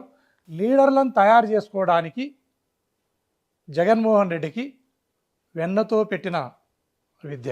ఎంతమంది పోయినా ఆయన నిరాశ నిస్పృహకు గురిగాడు. మీరు విజయసాయి రెడ్డి గారిది అడిగినట్టు చెప్తున్నా. విజయసాయి రెడ్డి గారు ట్వీట్ చేయడం జరిగింది, ప్రెస్లో కూడా మాట్లాడడం జరిగింది. నేను వైఎస్ రాజారెడ్డి గారి దగ్గర నుంచి, దివంగత మహానేత రాజశేఖర రెడ్డి గారి దగ్గర నుంచి జగన్మోహన్ రెడ్డి గారి వరకు వారి కుటుంబానికి నేను ఎంతో కృతజ్ఞతతో ఉన్నాను. వారి కుటుంబం పట్ల నాకు ఎంతో నమ్మకము, విశ్వాసం ఉంది. నేను ఆ కుటుంబం నుంచే ఇంతవరకు ఎదగటం జరిగింది. నేను ఈరోజు ఇటు రాష్ట్రానికి కానీ అటు పార్టీకి కానీ న్యాయం చేయలేకపోతున్నాను. ఈ పరిస్థితుల్లో నాకంటే ఇంకా ప్రతిభావంతులను ఎవరైనా తెచ్చుకొని వాళ్ళను ప్రోత్సహించడం అనేది మంచిదని నేను భావిస్తున్నాను. అందుకోసమే రాజీనామా చేసి నేను వ్యవసాయం చేసుకునికి వెళ్తున్నాను అనే మాటను ఆయన చెప్పడం జరిగింది. అప్పుడు అది ఒక వివాదం లేని అంశంగా మనము భావించాలి. అతను ఇప్పుడు తీసుకున్న ఆయన నిర్ణయాన్ని మనం ఎవరం కూడా అది ఇద్దరి మధ్య, జగన్మోహన్ రెడ్డి గారి మధ్య, విజయసాయి రెడ్డి గారి మధ్య చర్చలు కూడా జరిగింటే మాట్లాడింటారు. అన్ని లండన్ లో చెప్పడం జరిగింది. ఇంకా కొంతమంది మీరు ఎంపీలను కూడా చెప్పడం జరిగింది. ఎంతమంది పోయినా నేను చెప్పేది మళ్ళీ ఒకసారి తెలియజేస్తున్నా, ఈ పార్టీ అనేది సాగు లేని ఒక జీవనది అనేది నేను చెప్పడం జరిగింది. చాలా చెప్పారు. పాండిత్యం, డిగ్రీలో ఉన్న తెలుగు అన్ని కలిపి బాగా చెప్తున్నారు మీరు. ఎందుకంటే ఇంటర్మీడియట్ తెలుగు కదా, మీరు తెలుగుని అట్లే మిక్సీలో వేసి రుబ్బి మింగేసినట్టున్నారు మీరు. 100% ఈ పార్టీ బలోపేతం అవుతూనే పోతుంది. ఇలాంటి పరిస్థితులను ఎన్నో చూసిన వారు జగన్మోహన్ రెడ్డి గారు. పార్టీ ఉచ్చస్థితిలో చూసడం జరిగింది. ఆయన పూర్తి ఇబ్బందికరమైన పరిస్థితులను కూడా పార్టీ ఆయన చూడడం జరిగింది. ఖచ్చితంగా ఈ పార్టీని బలోపేతం చేసుకుంటా ముందుకెళ్తారు. రాబోయే ఎలక్షన్లలో ఖచ్చితంగా ఆంధ్రప్రదేశ్కు ఆయననే ముఖ్యమంత్రి అనేది నా ప్రగాఢ విశ్వాసం. విజయసాయి రెడ్డి గారి గురించి మీరు చెప్పారండి, ఆయన ఏం చెప్పారని నేను దానికి ఒప్పుకుంటాను. ఆయన జగన్మోహన్ రెడ్డి గారు మంచి జరగాలి, మంచి జరుగుతుందని కోరుకుని చెప్పి చాలా చక్కగా చెప్పారు. అదే క్రమంలోనే నరేంద్ర మోడీ గారు అమిత్ షా గారికి నా అభినందనలు, వాళ్ళు చక్కగా చేశారు అదే చెప్పడం ఏంటి, చంద్రబాబుతో నాకు రాజకీయ విభేదాలు తప్పితే వ్యక్తిగత విభేదాలు అని చెప్పడం ఏంటి, పవన్ కళ్యాణ్ గారు నాకు చిరకాల మిత్రుడు, ఈ అంశాలతో పని లేదు కదా. ఇక్కడ వెళ్తున్నావు వైఎస్ఆర్ కాంగ్రెస్ పార్టీని ఆయన రాశాడు బాగా. ఎప్పుడు మీ త్రిపులార్ గారు అంటారు వైసీపీ వైఎస్ఆర్ కాంగ్రెస్ పార్టీ యువజన రైతు శ్రామిక కాంగ్రెస్ పార్టీ అని ఆయన చెప్తుంటారు అనమాట. ఆయన అట్లనే ఆయన కూడా క్లియర్గా రాసి లెటర్ పెట్టి ఇచ్చేసి పోవచ్చు. ఇక్కడ ఎందుకు మాట్లాడాలి? నరేంద్ర మోడీ గారిని ఎందుకు తీసుకురావాలి? ఆయన మీ పార్టీ నాయకుడు ఏం కాదు, ఆయన ఉద్దేశ ప్రధాని. అమిత్ షా గారిని ఎందుకు తీసుకురావాలి? ఆయన హోం మినిస్టర్, కేంద్రంలో ఉంటాడు ఆయన 2వ స్థానంలో. ఇక్కడ చంద్రబాబు గారితో రాజకీయ విభేదాలు తప్పితే వ్యక్తిగత విభేదాలు కథ ఏంటి? పవన్ కళ్యాణ్ గారు నా చిరకాల మిత్రుడు. పవన్ కళ్యాణ్ గారు మీరే కదా తిట్టింది, తిట్టి పెడుతుంది కదా 4 పెళ్లిళ్ళు, ఆ పెళ్లిళ్ళు, ఈ పెళ్లిళ్ళని. రాష్ట్రానికి కేంద్రానికి విజయసాయి రెడ్డి గారు అంటే కొంత ఆయన రాజ్యసభ సభ్యుడు, మాకు లీడర్గా ఉన్నాడు. రాజ్యసభలో ఫ్లోర్ లీడరు. ప్రధానమంత్రి గారికి కానీ అమిత్ షా గారు కానీ వాళ్ళ అపాయింట్మెంట్లు దొరకాలన్నా, వాళ్ళ దగ్గర ఏదైనా రిప్రజెంట్ చేయాలన్నప్పుడు ఇతను కూడా పోయేటోడు వచ్చేటోడు. ఆ సంబంధ బాంధవ్యాలు అనకండి, లేదా హ్యూమన్ రిలేషన్లో ఒక పెద్ద మనిషిగా, ఒక జెంటిల్మెన్గా ఆ మాటను మాట్లాడడంలో తప్పు లేదని నేను భావిస్తున్నాను నాగరాజు. అంతే కదా, కృతజ్ఞతలు చెప్పడం అనేది వేరే కాన్సెప్ట్ ఉంది అని నేనైతే భావిస్తాను. మీరు భావించరు కూడా లేదు, ఎందుకంటే మీరు వైసీపీ మీదన్నా జగన్మోహన్ రెడ్డి గారి మీదన్నా అచంచలమైన విశ్వాసంతో చాలా ఉన్నారు. భవిష్యత్తు ఏం నిర్ణయిస్తుందో మనం కూడా చూడాలి. ఓకే, మీరు ఎమ్మెల్యే కావాలి, ఎవరి ఆశీర్వాదం ఉంటేనే వాళ్ళు అసెంబ్లీలోకో పార్లమెంటులోకో లేదా పార్టీ యొక్క ఆశీర్వాదాలు ఉంటే ఎమ్మెల్సీగానో లేదంటే రాజ్యసభకో వెళ్తారన్నమాట. ఇది ఓకే. అయితే ఇటీవల 2024 ఎన్నికల తర్వాత 11 స్థానాలకే పరిమితమైన గోరంట్ల మాధవ్ గారు మాత్రము ఈ పార్లమెంటు పరిధిలో చాలా దూకుడుగా పోతున్నారు. ఇక్కడ వాళ్ళు దూకుడుగా వివరిస్తున్నారు. మరి ఈ దూకుడు బాగానే ఉంది, ఇదంతా పార్లమెంటు వ్యాప్తంగా ఉంటే బాగుంటుంది. ఎందుకో గోరంట్ల మాధవ్ గారు రాప్తాడుపై ఫోకస్ పెట్టారు. మొత్తం ఆయన దృష్టి అంతా రాప్తాడుపై ఉంది, ఒక వర్గాన్ని కూడగట్టేశారు ఈడ అని బయట ప్రచారం జరుగుతుంది. అది సత్యదూరమైన మాట నాగరాజు. నేను అధికార ప్రతినిధిని అయిన తర్వాత నేను పార్టీ యొక్క ఆలోచన విధానాన్ని లేదా ప్రభుత్వం చేసే తప్పులను క్షుణ్ణంగా అధ్యయనం చేసి ఎప్పటికెప్పుడు ఎండగట్టడం అనేది నా ప్రాథమిక విధి. అదే కాకుండా నేను ఈ పార్లమెంటు మెంబర్గా హిందూపురం పార్లమెంటు మెంబర్గా చేయడం జరిగింది. రాప్తాడు నియోజకవర్గం హిందూపురం పార్లమెంటులోకి వస్తానని మీ అందరికీ తెలిసిన విషయమే. మనకు అనంతపురం టౌన్ ఆనుకొని మొదలవుతుంది హిందూపురం పార్లమెంట్, రూరల్ కాడ నుంచి మొదలవుతుంది. ఇక్కడి నుంచి మొదలు కావటం అనుకో, లేదా దగ్గర మండలాలు కూడా దగ్గర ఉండటం అనుకో, కొంత వేరే నియోజకవర్గాల కంటే ఈ నియోజకవర్గాలతో ప్రజలతో కొంత సంబంధ బాంధవ్యాలు మెరుగ్గా ఉన్నది వాస్తవం. ఇక్కడ ఎప్పుడైనా రొటీన్గానే ఏదైనా కార్యక్రమాలకు పోవాల్సి వచ్చినప్పుడు కొంచెం ఈజీ యాక్సెస్ ఉంటుంది. అందువల్ల అనుమానం కానీ లేదా ఈ ప్రచారం కానీ లేదా ఈ రకమైన దుష్ప్రచారం కానీ జరుగుతూ ఉందని నేను భావిస్తాను. అది మీరు అనుకుంటారు, కానీ బయట ఒకటే రచ్చ జరుగుతోంది. అంటే గత 6 నెలల అంటే ఎన్నికలు అయిపోయిన తర్వాత ధర్మవరంలో కేతిరెడ్డిని తప్పించి గోరంట్ల మాధవ్ గారిని ధర్మవరంలోకి దింపడానికి తోపుదుత్తు ప్రకాష్ రెడ్డి గారు వెనక నుంచి మంత్రాంగం చేస్తున్నారు. అప్పుడు పెద్ద చర్చలు జరిగాడు, అంతా కూడా చాలా ఎత్తున వార్తలు కూడా బయటకు వచ్చాయన్నమాట. అయితే అదే మీదేమో అని చూస్తే తీరా చూస్తే తోపుదుత్తు ప్రకాష్ రెడ్డి కిందనే బాంబు పెట్టేసేసాడు గోరంట్ల మాధవ్, ఆయన కేసులు పెట్టాడు అంటున్నారు అందరూ కూడా. అంటే ఎవరైతే మొదటి నుంచి ప్రకాష్ రెడ్డిని కావచ్చు, తోపుదుర్తి కుటుంబాన్ని వ్యతిరేకిస్తున్నారు, అన్నదమ్ములను వ్యతిరేకిస్తున్నారు, ధనంజయ యాదవ్ కావచ్చు, ఇట్లాంటి వాళ్ళు చాలా మందిని కూడా మీరు పోగు చేసుకొని, కురుబ కృష్ణప్పన్ గారిని కూడా మీ వైపు తిప్పుకొని మొత్తం అందరిని ఒక గ్యాంగ్ వేసుకొని ప్రకాష్ రెడ్డి వర్గాన్ని చీల్చి మరీ మీరు ఇక్కడ ఒక గ్యాంగ్ని ఏర్పాటు చేసి, ముఖ్యంగా అయితే అనంతపురం రూరల్ ఒకవేళ బైఫర్కేషన్ జరిగితే గిన లేదా రాప్తాడా ఏదో ఒకటి జరగాలి, కొడితే అసెంబ్లీలో కూర్చోవాలంటే కసితో పనిచేస్తున్నారు అంటున్నారు. నేను రొటీన్గా నాకు అప్పచెప్పిన బాధ్యత, పార్టీ ఏమి బాధ్యతను అప్పచెప్పిందో ఆ బాధ్యతలను విస్మరించకుండా నేను ప్రజల్లోకి వెళ్తున్న సంగతి అయితే నిజమే. ఇప్పుడు మీరు రాప్తాడు అంటున్నారు. నిన్న కర్నూలు జిల్లా ఆలూరులో ఒక ఫీల్డ్ అసిస్టెంట్ను తెలుగుదేశం పార్టీకి సంబంధించిన వాళ్ళు నరికి చంపితే నేను అక్కడికి పోయి ఆ కుటుంబాన్ని పరామర్శించడం జరిగింది. ఆ కుటుంబానికి కొంత మద్దతును ప్రకటించడం జరిగింది. అక్కడ కార్యకర్తలకు కొంత మనోధైర్యాన్ని నింపడం కూడా జరిగింది నారాజు.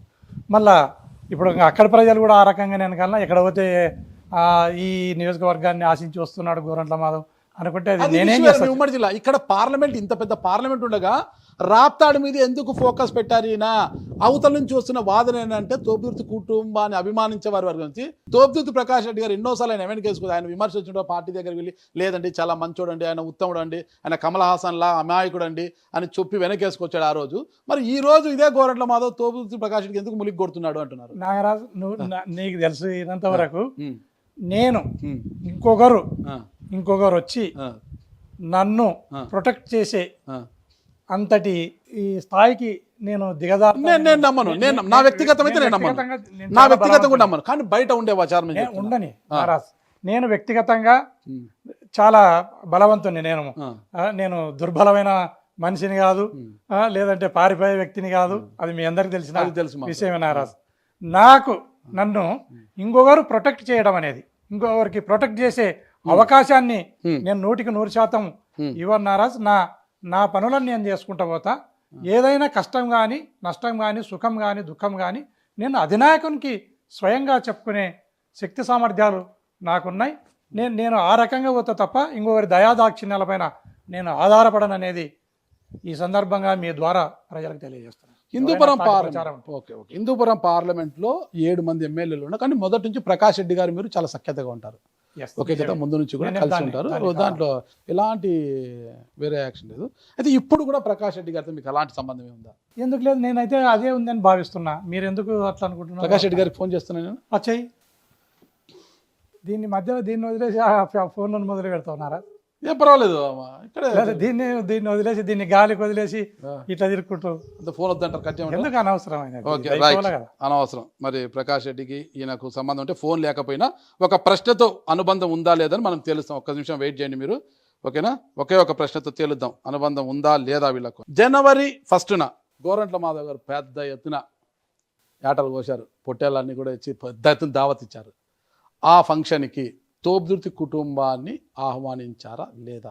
మీరు ఆహ్వానించింటే వాళ్ళు రాలేదా? మీరు ఆహ్వానించలేదని వాళ్ళు రాలేదా? నేను ప్రతి సంవత్సరం చేసినట్లనే ప్రతి సంవత్సరం జనవరి 1 రోజు హోటళ్లను కోపించి విందుని ఏర్పాటు చేసి లీడర్లకు అందరికి కూడా, అంటే సెకండ్ లీడర్లకు అందరికి కూడా, క్యాడర్కి అంతా కూడా తెలియజేసి రమ్మని చెప్పి జనవరి 1 విష్ చేయడానికి కాదు, భోజనానికి రమ్మని చెప్పి భోజనం చేసుకుని పోయే విధంగా అందరికీ చెప్తాననేది అందరికీ తెలిసిన విషయం. ప్రతి సంవత్సరం కూడా ఆ రకంగా అందులో భాగంగానే ఈ సంవత్సరం కూడా చేయడం జరిగింది. ఒక నియోజకవర్గపు ఇన్ఛార్జీలు ఆయా నియోజకవర్గంలో జనవరి 1 రోజు ఉండాలి కాబట్టి, ఉంటే ప్రజలు వాళ్ళను వచ్చి కలిసేకి వస్తారు కాబట్టి వాళ్ళని ఎవరిని కూడా మీరు అన్ని నియోజకవర్గాలను కనుక్కండి, ఏ నియోజకవర్గంలో ఉన్న ఇన్ఛార్జిని కానీ, ఎమ్మెల్యే అభ్యర్థులను కానీ, నియోజకవర్గ ఇన్ఛార్జీలను కానీ ఎవరిని నేను పిలవలేదు. ఖచ్చితంగా క్యాడర్ని మాత్రమే పిలవటం జరిగింది. క్యాడర్ని పిలిచి మాత్రమే భోజనాలను పెట్టడం జరిగింది.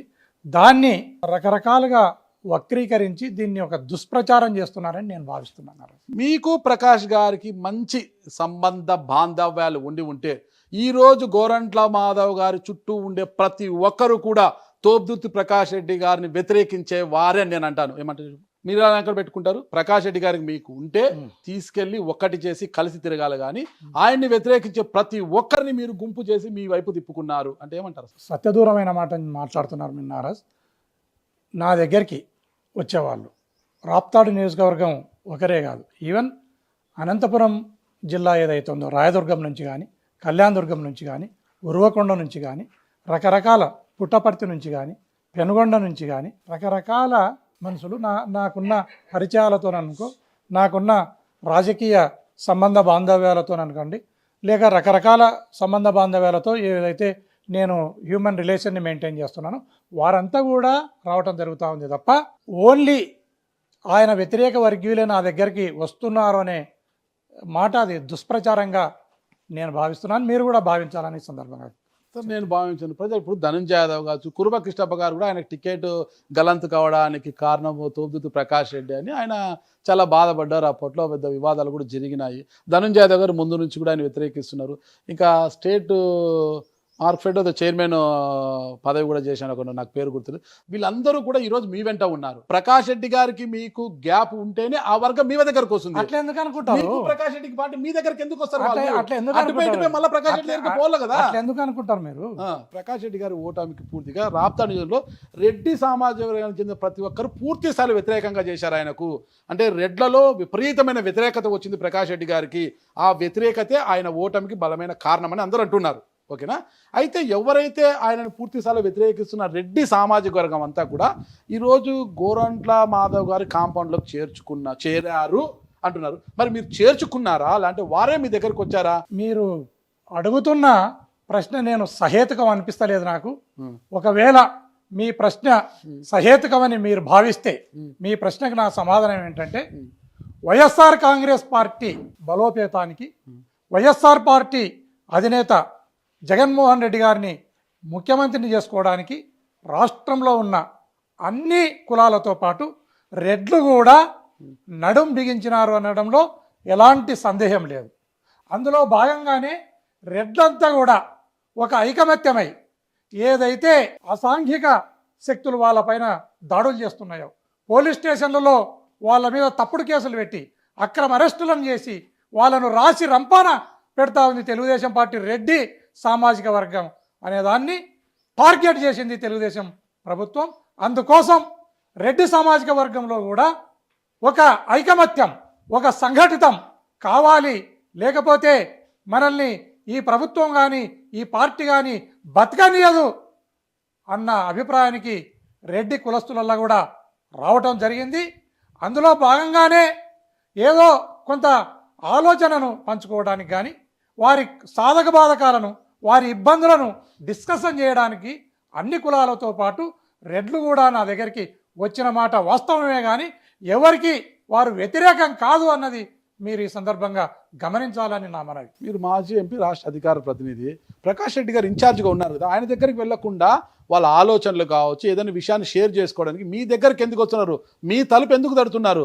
ఇంకొకటి, మాధవన్న నువ్వు టికెట్ తెచ్చుకో, ఎంత ఖర్చు అయినా సరే కోట్లు కుమ్మరిచ్చానని నీ గెలిపించుకుంటామని రెడ్లంతా మీకు మద్దతు పలుకుతున్నారంట, మీరు కూడా రైట్ రైట్ అంటున్నారంట. కోట్లు ఖర్చు పెట్టాల్సిన ఆవశ్యకత కానీ అవసరం కానీ వైఎస్ఆర్ కాంగ్రెస్ పార్టీకి లేదు. జనబలం ఉన్న పార్టీ వైఎస్ఆర్ కాంగ్రెస్ పార్టీ. మీరు ఇక్కడ గమనించాల్సినది, డబ్బులు ఖర్చు పెడితేనే ఈ పార్టీ గెలుస్తుంది అన్న భావన ఉంటే ఆ భావన మీరు పక్కకు పెట్టాలి. ఖచ్చితంగా ప్రజలు అందరూ కూడా వైఎస్ఆర్ కాంగ్రెస్ పార్టీ వైపు చూస్తున్నారు. ఎవ్వరు ఎలాంటి ప్రతిఫలాపేక్ష లేకుండా జనం జగన్మోహన్ రెడ్డి గారిని ముఖ్యమంత్రిని చేసుకోవడానికి సిద్ధపడి ఉన్నారు. మిగతా అంశాలు మీరు ఏదైతే చర్చిస్తున్నారో అవి చర్చకు అర్హత లేని అంశాలను మీరు మాట్లాడుతున్నారని నేను భావిస్తున్నాను. ప్రకాష్ రెడ్డి గారికి మీకు గ్యాప్ వస్తుందంటే మీరు లేదంటున్నారు కదా, ఒకటే ప్రశ్నతో అడుగుతాను నేను, స్ట్రైట్గా సమాధానం చెప్పండి. ప్రకాష్ రెడ్డిని వ్యతిరేకించే కార్యకర్తలంతా వారి స్వలాభం కోసం మిమ్మల్ని రెచ్చగొడుతున్నారు, మిమ్మల్ని ముందు పెడుతున్నారు, అందుకే మీరు ప్రకాష్ రెడ్డితో దూరం కావాల్సి వస్తుంది అన్న ప్రశ్నకు మీ సమాధానం ఏంటి? కార్యకర్తలు అనేతోళ్ళు కానీ క్యాడర్ అనేతోళ్ళు కానీ ఎటువంటి స్వార్థం లేకుండా నిస్వార్థంగా ఈ పార్టీని బలోపేతం చేయాలి. ఈ పార్టీ అనేది మాకు జగన్మోహన్ రెడ్డి గారు అధికారంలో ఉన్నప్పుడు ఎన్నో సంక్షేమ పథకాలను ఇచ్చి సబ్బండ జాతులను, బీసీ, ఎస్సీ, ఎస్టీ, మైనార్టీలనే కాదు అగ్ర కులాలను కూడా, అన్ని అగ్ర కులాలలో అర్హులు ఉన్న ప్రతి ఒక్కరిని కూడా ఆదుకున్న ప్రభుత్వం ఏదైనా ఉందా అంటే అది వైఎస్ జగన్మోహన్ రెడ్డి గారి ప్రభుత్వము. ఖచ్చితంగా మనమంతా ఏకమై జగన్మోహన్ రెడ్డి గారిని ముఖ్యమంత్రిని చేసుకోవాలి, వైఎస్ఆర్ కాంగ్రెస్ పార్టీని అధికారంలోకి తీసుకుని రావాలి అన్న అభిమతం ప్రజల్లో ఉంది. ఇక్కడ ఇతర వ్యక్తుల యొక్క పేరును ప్రస్తావించడం కూడా అప్రస్తుతం అనేది ఈ సందర్భంగా తెలియజేస్తున్నారు. మీరు ప్రకాష్ రెడ్డి గారు ఈ రోజుకి కూడా నాకైతే ఎలాంటి 100% నాకు ఎలాంటి అతనితో భేదాభిప్రాయం లేవు. అతనికి నాకు శత్రుత్వం లేదు, భేదాభిప్రాయాలు లేవు, ఎటువంటి రాజకీయ విభేదాలు కూడా లేవనేది. ప్రకాష్ రెడ్డి గారు ఎందుకు గోరంట్ల మాధవ్ గారు నియోజకవర్గంలో నన్ను డిస్టర్బ్ చేస్తున్నారు? నేను నియోజకవర్గ ఇన్ఛార్జ్ గా ఉండగా నియోజకవర్గంలో నీతో చెప్పినాడా నారాజు? ఎవరు నీతో చెప్పినాడా? ఒక జర్నలిస్ట్ సోర్స్ ఉంటుంది, నీతో చెప్పడం సార్ మీరు డిపార్ట్మెంట్ నుంచి వచ్చారు. ఓకే, ఒకటి విషయం తెలిసిన సోర్స్ చెప్పమంటలేను, నువ్వే పర్సనల్ గా చెప్పు. నీతోని ఎన్నడైనా నువ్వు అందరితో సంబంధాలు ఉండేవి కదా, నీతోని ఏమైనా గోరంట్ల మాధవ్ నా నియోజకవర్గాన్ని డిస్టర్బ్ చేస్తున్నాడు అనే మాట చెప్పడం జరిగిందా?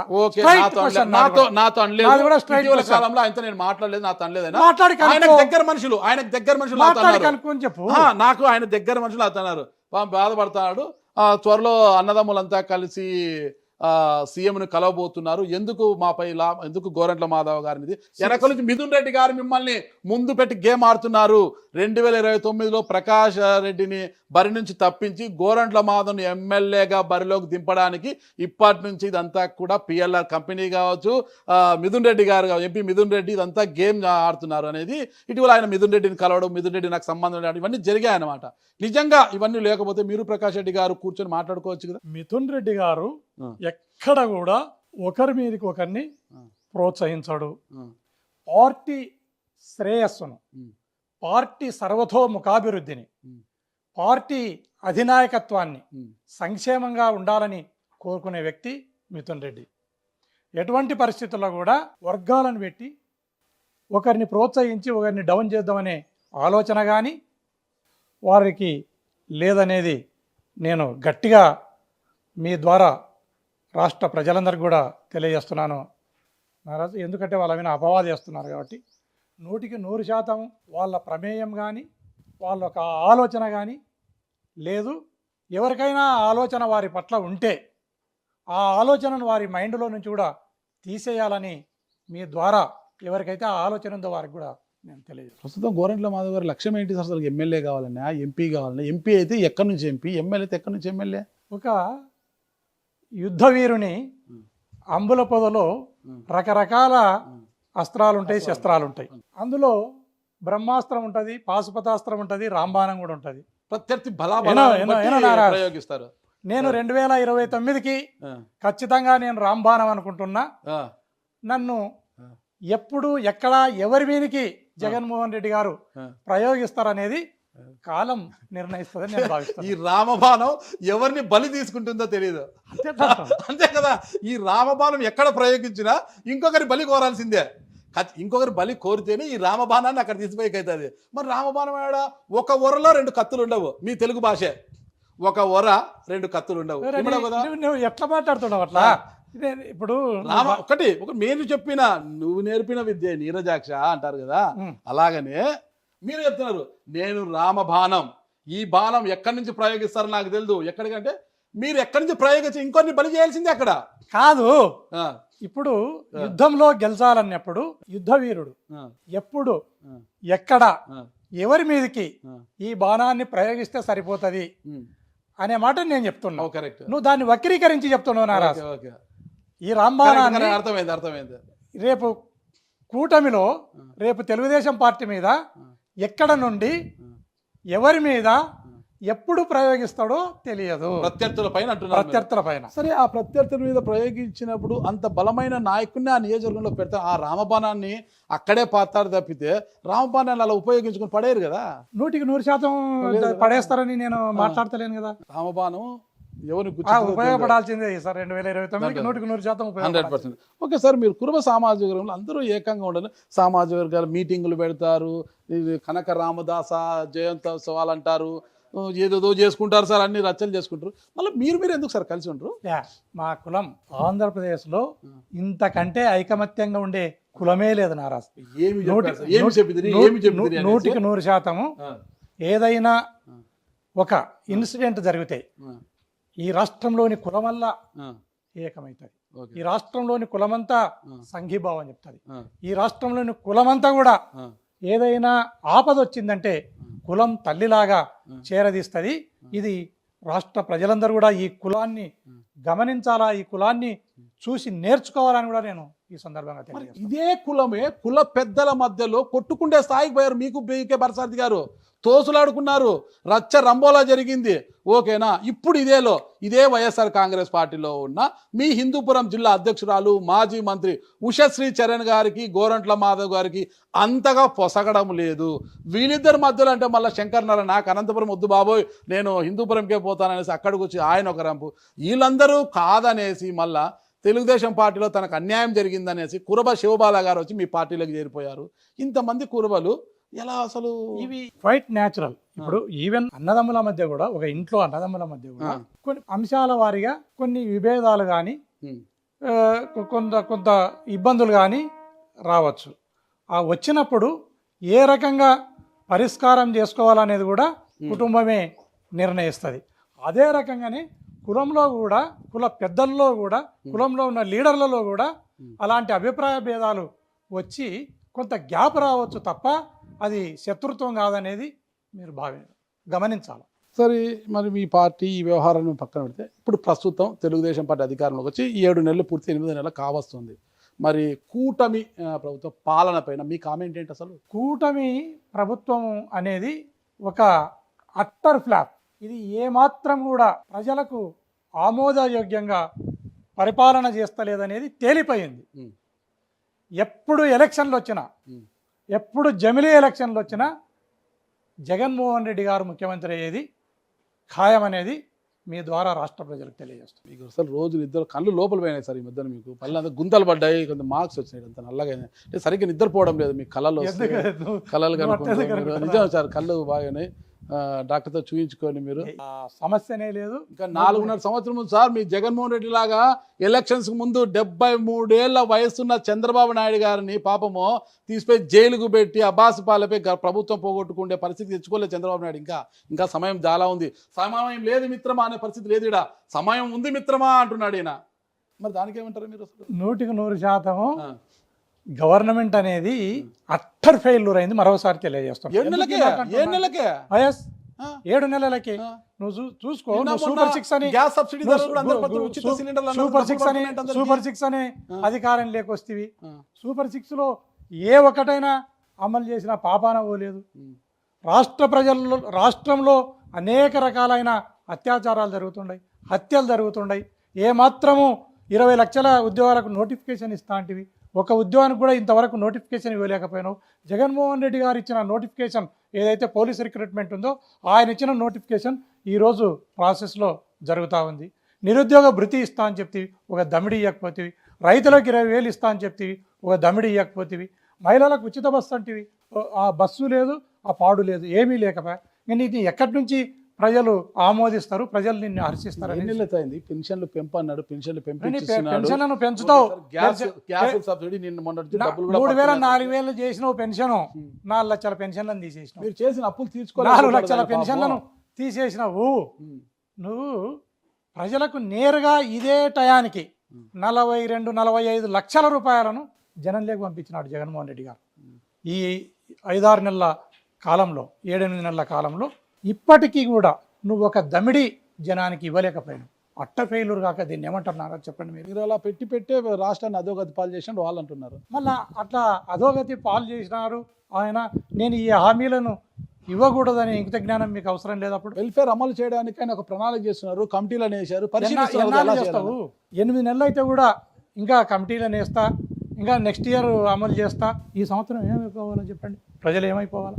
ఒకవేళ జగన్మోహన్ రెడ్డి గారు మిమ్మల్ని నచ్చి మెచ్చి మీరైనే గట్సున్న వీరుడు ఎదుర్కోగలని రాప్తాడు నుంచి మిమ్మల్ని బరిలోకి దింగితే 2029లో రాప్తాడు నుంచి మీరే ఎమ్మెల్యే అభ్యర్థి అయితే పరిటాల కుటుంబాన్ని ఢీ కొట్టి బరిలో నిలబడగలరా? ఏం సార్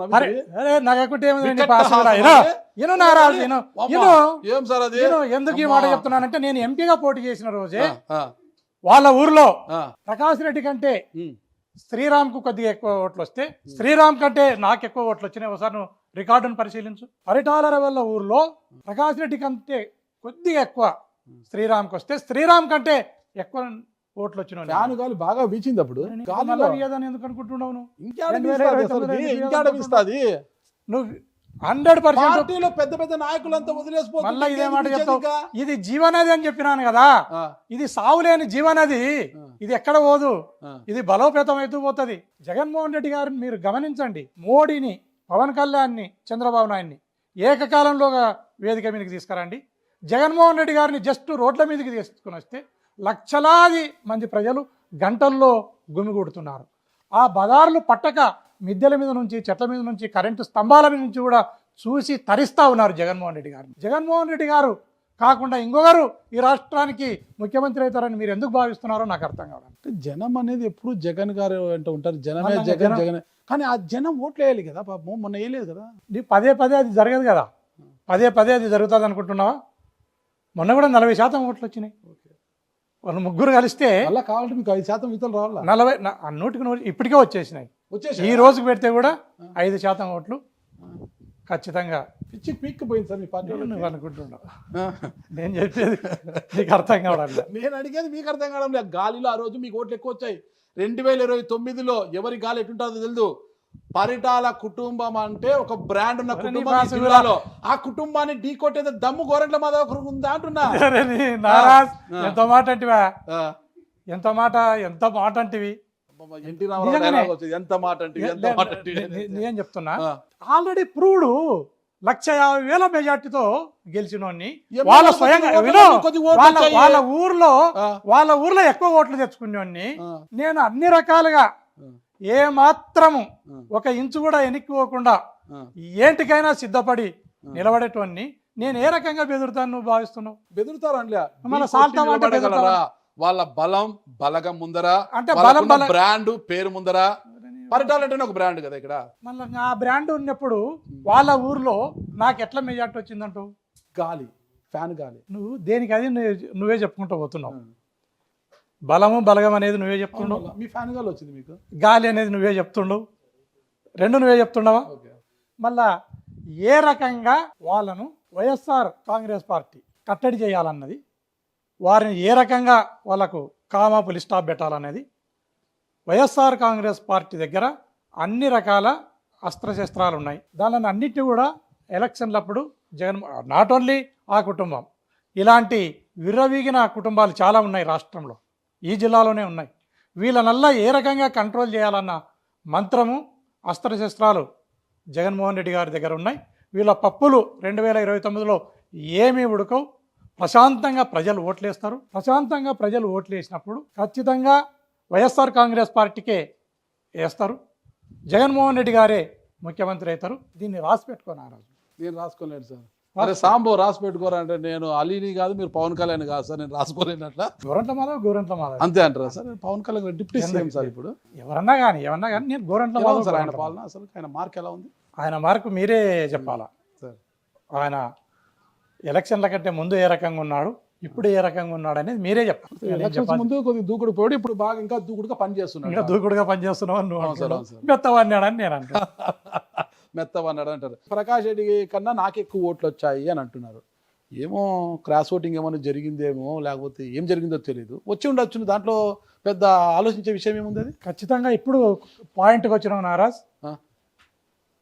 నేను ఆ రోజు 2019లో పోటీ చేసినప్పుడు నాకున్న ఇమేజ్ కానీ, నా కులం కానీ 100% ఒక 2-3 ఎమ్మెల్యేలను ఖచ్చితంగా దీని మీదనే, ఈ ఇమేజ్ మీద ఈ కులమంతా తోడు కావడంతో బ్రహ్మాండంగా వాళ్ళకు కలిసి వచ్చింది. పార్టీ ఓట్లతో పాటు ఈ కులం ఓట్లు, నాకున్న ఇమేజ్ కూడా పార్టీకి ఖచ్చితంగా పార్టీని బలోపేతం చేసి ఆ రోజు ఎమ్మెల్యే అభ్యర్థులకు ఎక్కువ ఓట్లు రావటానికి పనికొచ్చింది. అందులో భాగంగానే ఏదైతే వెంకటాపురం గ్రామం ఉందో దాంట్లో ఎమ్మెల్యే అభ్యర్థి కంటే ఆడ ఓడిపోయిన అభ్యర్థికి ఎక్కువ వస్తే, ఓడిపోయిన అభ్యర్థి కంటే నేను ఎంపీగా పోటీ చేస్తే నాకు ఎక్కువ ఓట్లు ఆ గ్రామంలో రావటం జరిగింది. అదంతా మీ ఇమేజేనా? 100% నా పర్సనల్ ఇమేజ్గానే నేను భావిస్తున్నా. ఆడ వచ్చిన ఆ పర్టికులర్ వెంకటాపురంలో వచ్చిన పర్టికులర్ ఎక్కువ ఓట్లు ఏవైతే ఉన్నాయో ఆ ఓట్లు 100% నా బ్రాండ్ ఇమేజ్తోనే, నా కులంతోనే ఆ గ్రామంలో నాకు ఎక్కువ ఓట్లు వచ్చినాయని నేను భావిస్తున్నాను. అలాగే పార్టీ బలోపేతానికి, పార్టీలో ఉన్న ఓట్లను ప్రభావితం చేయడానికి 100% కులము, నా ఇమేజ్ కూడా పనిచేసిందని నేను భావిస్తున్నాను. ఓకే సార్, ఫైనల్ ప్రశ్న ముగించేస్తాను. 2029లో గోరంట్ల మాధవ్ గారి అభ్యర్థి అయితే తోపుదుర్తి కుటుంబం మద్దతు లేకోకుండా రాప్తాడు నియోజకవర్గంలో జెండా పాతారా, వైసీపీ జెండా పాతగలరా అంటే ఏమంటారు? ప్రజలు, అధినాయకుడు, దేవుడు నిర్ణయిస్తాడు నేను అసెంబ్లీకి పోవాలనా లేదా అనేది. ఒక వ్యక్తి లేదా ఒక ఆర్గనైజేషన్ మాత్రమే దీనిలో పనిచేస్తుంది అనేది మీరు ఎందుకు భావిస్తున్నారు? ఓకే ఓకే, అంటే వాళ్ళు కూడా ముందు నుంచి ఉన్న వాళ్ళ నియోజకవర్గంలో వాళ్ళ బ్రాండ్ కూడా ఉంటుంది కదా, తోపుదుర్తి అనే బ్రాండ్, వాళ్ళ మద్దతు లేకోకుండా ఎలా రాణిస్తారు? అందులో బలమైన సామాజిక వర్గం, నువ్వు ఎందుకు బలమైన సామాజిక వర్గం, రాప్తాడనే నియోజకవర్గం అనేది నీ మైండ్లోకి ఎందుకు వచ్చిందో నాకు అర్థం కావడం. ఫస్ట్ ఆఫ్ ఆల్ ఇక్కడే తిరుగుతున్నారు అనేది నువ్వు ఎందుకు ఆ ఆలోచనకు వచ్చినావో, ఎందుకు నీకు ఆ ఆలోచన నీ మైండ్లోకి వచ్చిందో నాకు. సరే, ఒక సామాజిక వర్గానికి చెందిన మీకు ఉషా శ్రీచరణ్ గారికి నేను ఈ జిల్లాలో అందరు లీడర్లతో, అందరూ ఇన్ఛార్జీలతో కానీ, అందరు లీడర్లతో కానీ నేను సఖ్యతగా ఉన్నా దాంట్లో. కానీ ఉషా శ్రీచరణ్ గారు ప్రకాష్ రెడ్డి గారికి ఇచ్చిన ప్రాధాన్యత మీకు ఇవ్వట్లేదు జిల్లా అధ్యక్షురాలుగా. నేను ఆ తేడాను ఎప్పుడు గమనించలేదు. మీరు చెప్తే నాకు. సరే, మీరు పార్టీకి, వైఎస్ఆర్ కాంగ్రెస్ పార్టీకి ఒక కట్టప్ప లాంటి వారు మీరు, ఓకేనా? ఓకే, మళ్ళీ ప్రకాష్ రెడ్డి గారికి టికెట్ ఇచ్చింది, మిమ్మల్ని మాధవన్న చూసుకోకొద్దిగా గెలిపించుకురా, పార్టీ అధికారంలోకి వస్తే నీకు ఏదైనా మంచి పదవి ఇస్తామని పంపిస్తే ప్రకాష్ రెడ్డి గారి విజయం కోసం పనిచేస్తారా లేదా? అధిష్టానము ఎవరిని నిర్ణయించిన మిగతా అందరూ కూడా పనిచేయాల్సిందే. దానిలో ఎలాంటి అధిష్టానం యొక్క నిర్ణయం అందరం కూడా శిరోధార్యంగా భావించాల్సిందే. ఎటువంటి ఇబ్బంది లేకుండా ఎటువంటి భేషజాలకోకుండా ఎవరికి టికెట్ ఇచ్చినా అందరూ కలిసి ఆ అభ్యర్థి విజయానికి కృషి చేయవలసిందే అనేది నా అభిమతం. సార్ ఫైనల్ రాజకీయాలను పక్కన పెడితే మీరు తలార్ రంగయ్య గారు ఇద్దరు ఎంపీలుగా పనిచేశారు సార్. మీరు సిఐగా ఉన్నారు, ఆయన పీడీగా పనిచేశారు. అసలుకి ఆయన గ్రూప్ 1 ఆఫీసర్, మీరు సిఐ. మీ రిలేషన్, మీ కాంబినేషన్ చాలా బాగుంటుంది. ఎలా అసలు మీకు ఆయనకు అంతా ఒకటే జిల్లా వాళ్ళు, మళ్ళీ ఇద్దరు కూడా ఒకే జిల్లా వాళ్ళు, ఇద్దరు ఎంపీలు అయ్యారు. ఆ జిల్లా నుంచి వచ్చి మా జిల్లా పదవులు 2 లాక్కొని మీరు ఇద్దరు ఎంపీలు అయిపోయారు. మా వాళ్ళకి రావాల్సిన పదవులు 2 మీరు తీసేసుకుని అని ఇద్దరు అలా అంత రిలేషన్ ఎలా ఉంటారు సార్? ఆయన మిమ్మల్ని మాధవ్ని పేరు పెట్టి పిలుస్తారు కదా, ఆయన మీరేమో సార్ సార్ సార్ అని మాట్లాడతారు.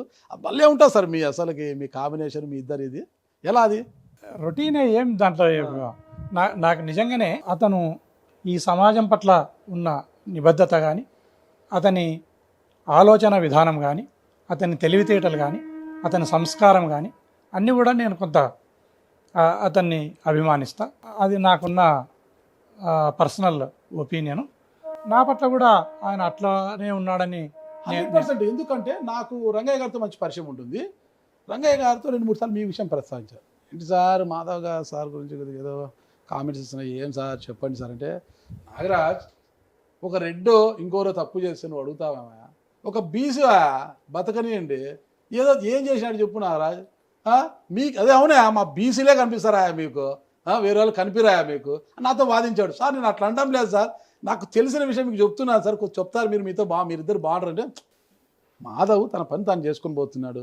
ఒక బీసీ కాబట్టి మీకు చిన్నగా కనిపిస్తాడు, ఆయన నాతో వాదించేవాడు. ఆయన అరే ఏంటి ఇంత కన్సర్న్ ఏంటి మాధవ్ గారి మీద ఈయనకు అని నాకు ఒక అనుమానం అన్నమాట. ఇంత కన్సర్న్ నాకు చాలా రిలేషన్ ఆయనతో, నాతో వాదించేవాడు. ఒక బీసీని ఎదగరా మీరు, ఇట్లా మాట్లాడతారా అని నాతో అనేవాడు. అసలు మీ బాండింగ్ ఏంటి అనేసి. అసలు ఆయన కమిషనర్గా, నేను ఇన్స్పెక్టర్గా ఈ అనంతపురం టౌన్లో పనిచేయడం జరిగింది. అప్పటి నుంచి కూడా ఆయన ఆలోచన విధానం అన్న, ఆయన నిబద్ధత అన్న, ఆయన అప్రోచ్ అన్న, ఇవన్నీ కూడా నన్ను కొంత ప్రభావితం చేయడం జరిగింది. నేను ఆయన పట్ల చాలా గౌరవం కలిగి ఉంటా. ఆయన కూడా నా పట్ల అదే గౌరవం కలిగి ఉంటాడని నేను ఫైనల్ ఒకటే సార్. లోకేష్ గారు పాదయాత్ర చెప్పారు కదా, రెడ్ బుక్ ఒకటి ఉంది. రెడ్ బుక్లో ఏమైనా గవర్నమెంట్లో మాధవ్ గారి పేరు ఉంటుందా? అతన్నే అడగాలబ్బా. మీకేం డౌట్ లేదు కదా? నాకేం డౌట్ లేదు. ఏం భయం కానీ?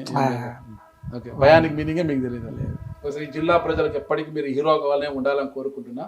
మిమ్మల్ని హీరోగా భావించే వారి కోసం గోరంట్ల మాధవ్ గారు మా సుమన్ టీవీ నుండి ఏ సందేశం ఇవ్వబోతున్నారు? మీ సుమన్ టీవీ నుండి జిల్లా ప్రజలకు, రాష్ట్ర ప్రజలకు అందరికి కూడా, అదేవిధంగా వైఎస్ఆర్ కాంగ్రెస్ పార్టీ కార్యకర్తలకు, లీడర్లకు అందరికి కూడా ఈ సందర్భంగా నేను ఏం తెలియజేస్తున్నానంటే, ప్రభుత్వం పెట్టే తప్పుడు కేసులకు కానీ, అక్రమ అరెస్టులకు కానీ ఏమాత్రం భయపడకండి. గ్రామాలలో అధికార పార్టీలో ఉన్న వాళ్ళు ఎవరైతే ఉన్నారో మన పార్టీ కార్యకర్తలను, లీడర్లను రకరకాలుగా పొలాల దగ్గర కానీ, బోర్ల దగ్గర కానీ, లేదా ఎండిఓ ఆఫీస్కి పోతే, ఎంఆర్ఓ ఆఫీస్ దగ్గరకు పోతే, పోలీస్ స్టేషన్లకు పోతే ఇబ్బంది పెట్టడానికి ప్రయత్నం చేస్తారు. ఎవరు నైతికంగా మొరైల్ డౌన్ కానక్కర్లేదు. తొందరలోనే మనకు మంచి రోజులు వస్తున్నాయి. మన జగన్మోహన్ రెడ్డి గారు ముఖ్యమంత్రి కాబోతున్నాడు. మన కష్టాలన్నీ కూడా తీరుతాయి. అంతవరకు అప్రమత్తంగా ఉండండి, జాగ్రత్తగా ఉండండి, పార్టీని బలోపేతం చేసే దిశగా వెళ్ళండి అని మీ ద్వారా రాష్ట్రంలో ఉన్న వైఎస్ఆర్ కాంగ్రెస్ పార్టీ కార్యకర్తలకు, లీడర్లకు, క్యాడర్కి తెలియజేస్తున్నాను. Thank you sir. ఇది మన మాజీ ఎంపీ వైఎస్ఆర్ కాంగ్రెస్ పార్టీ గోరంట్ల మాధవ్ గారు చెప్తుంది. ఉందిలే మంచి కాలం ముందు ముందునా అని ఆయన పాట పాడుతున్నాడు. ఆ మంచి కాలం ఏదో, అది మంచి కాలమా ముంచే కాలమా అనేది కూడా మనం వేచి చూద్దాం. అంతవరకు సెలవు తీసుకుంటాం. థ్యాంక్ యూ సార్, నమస్తే. ఓకే.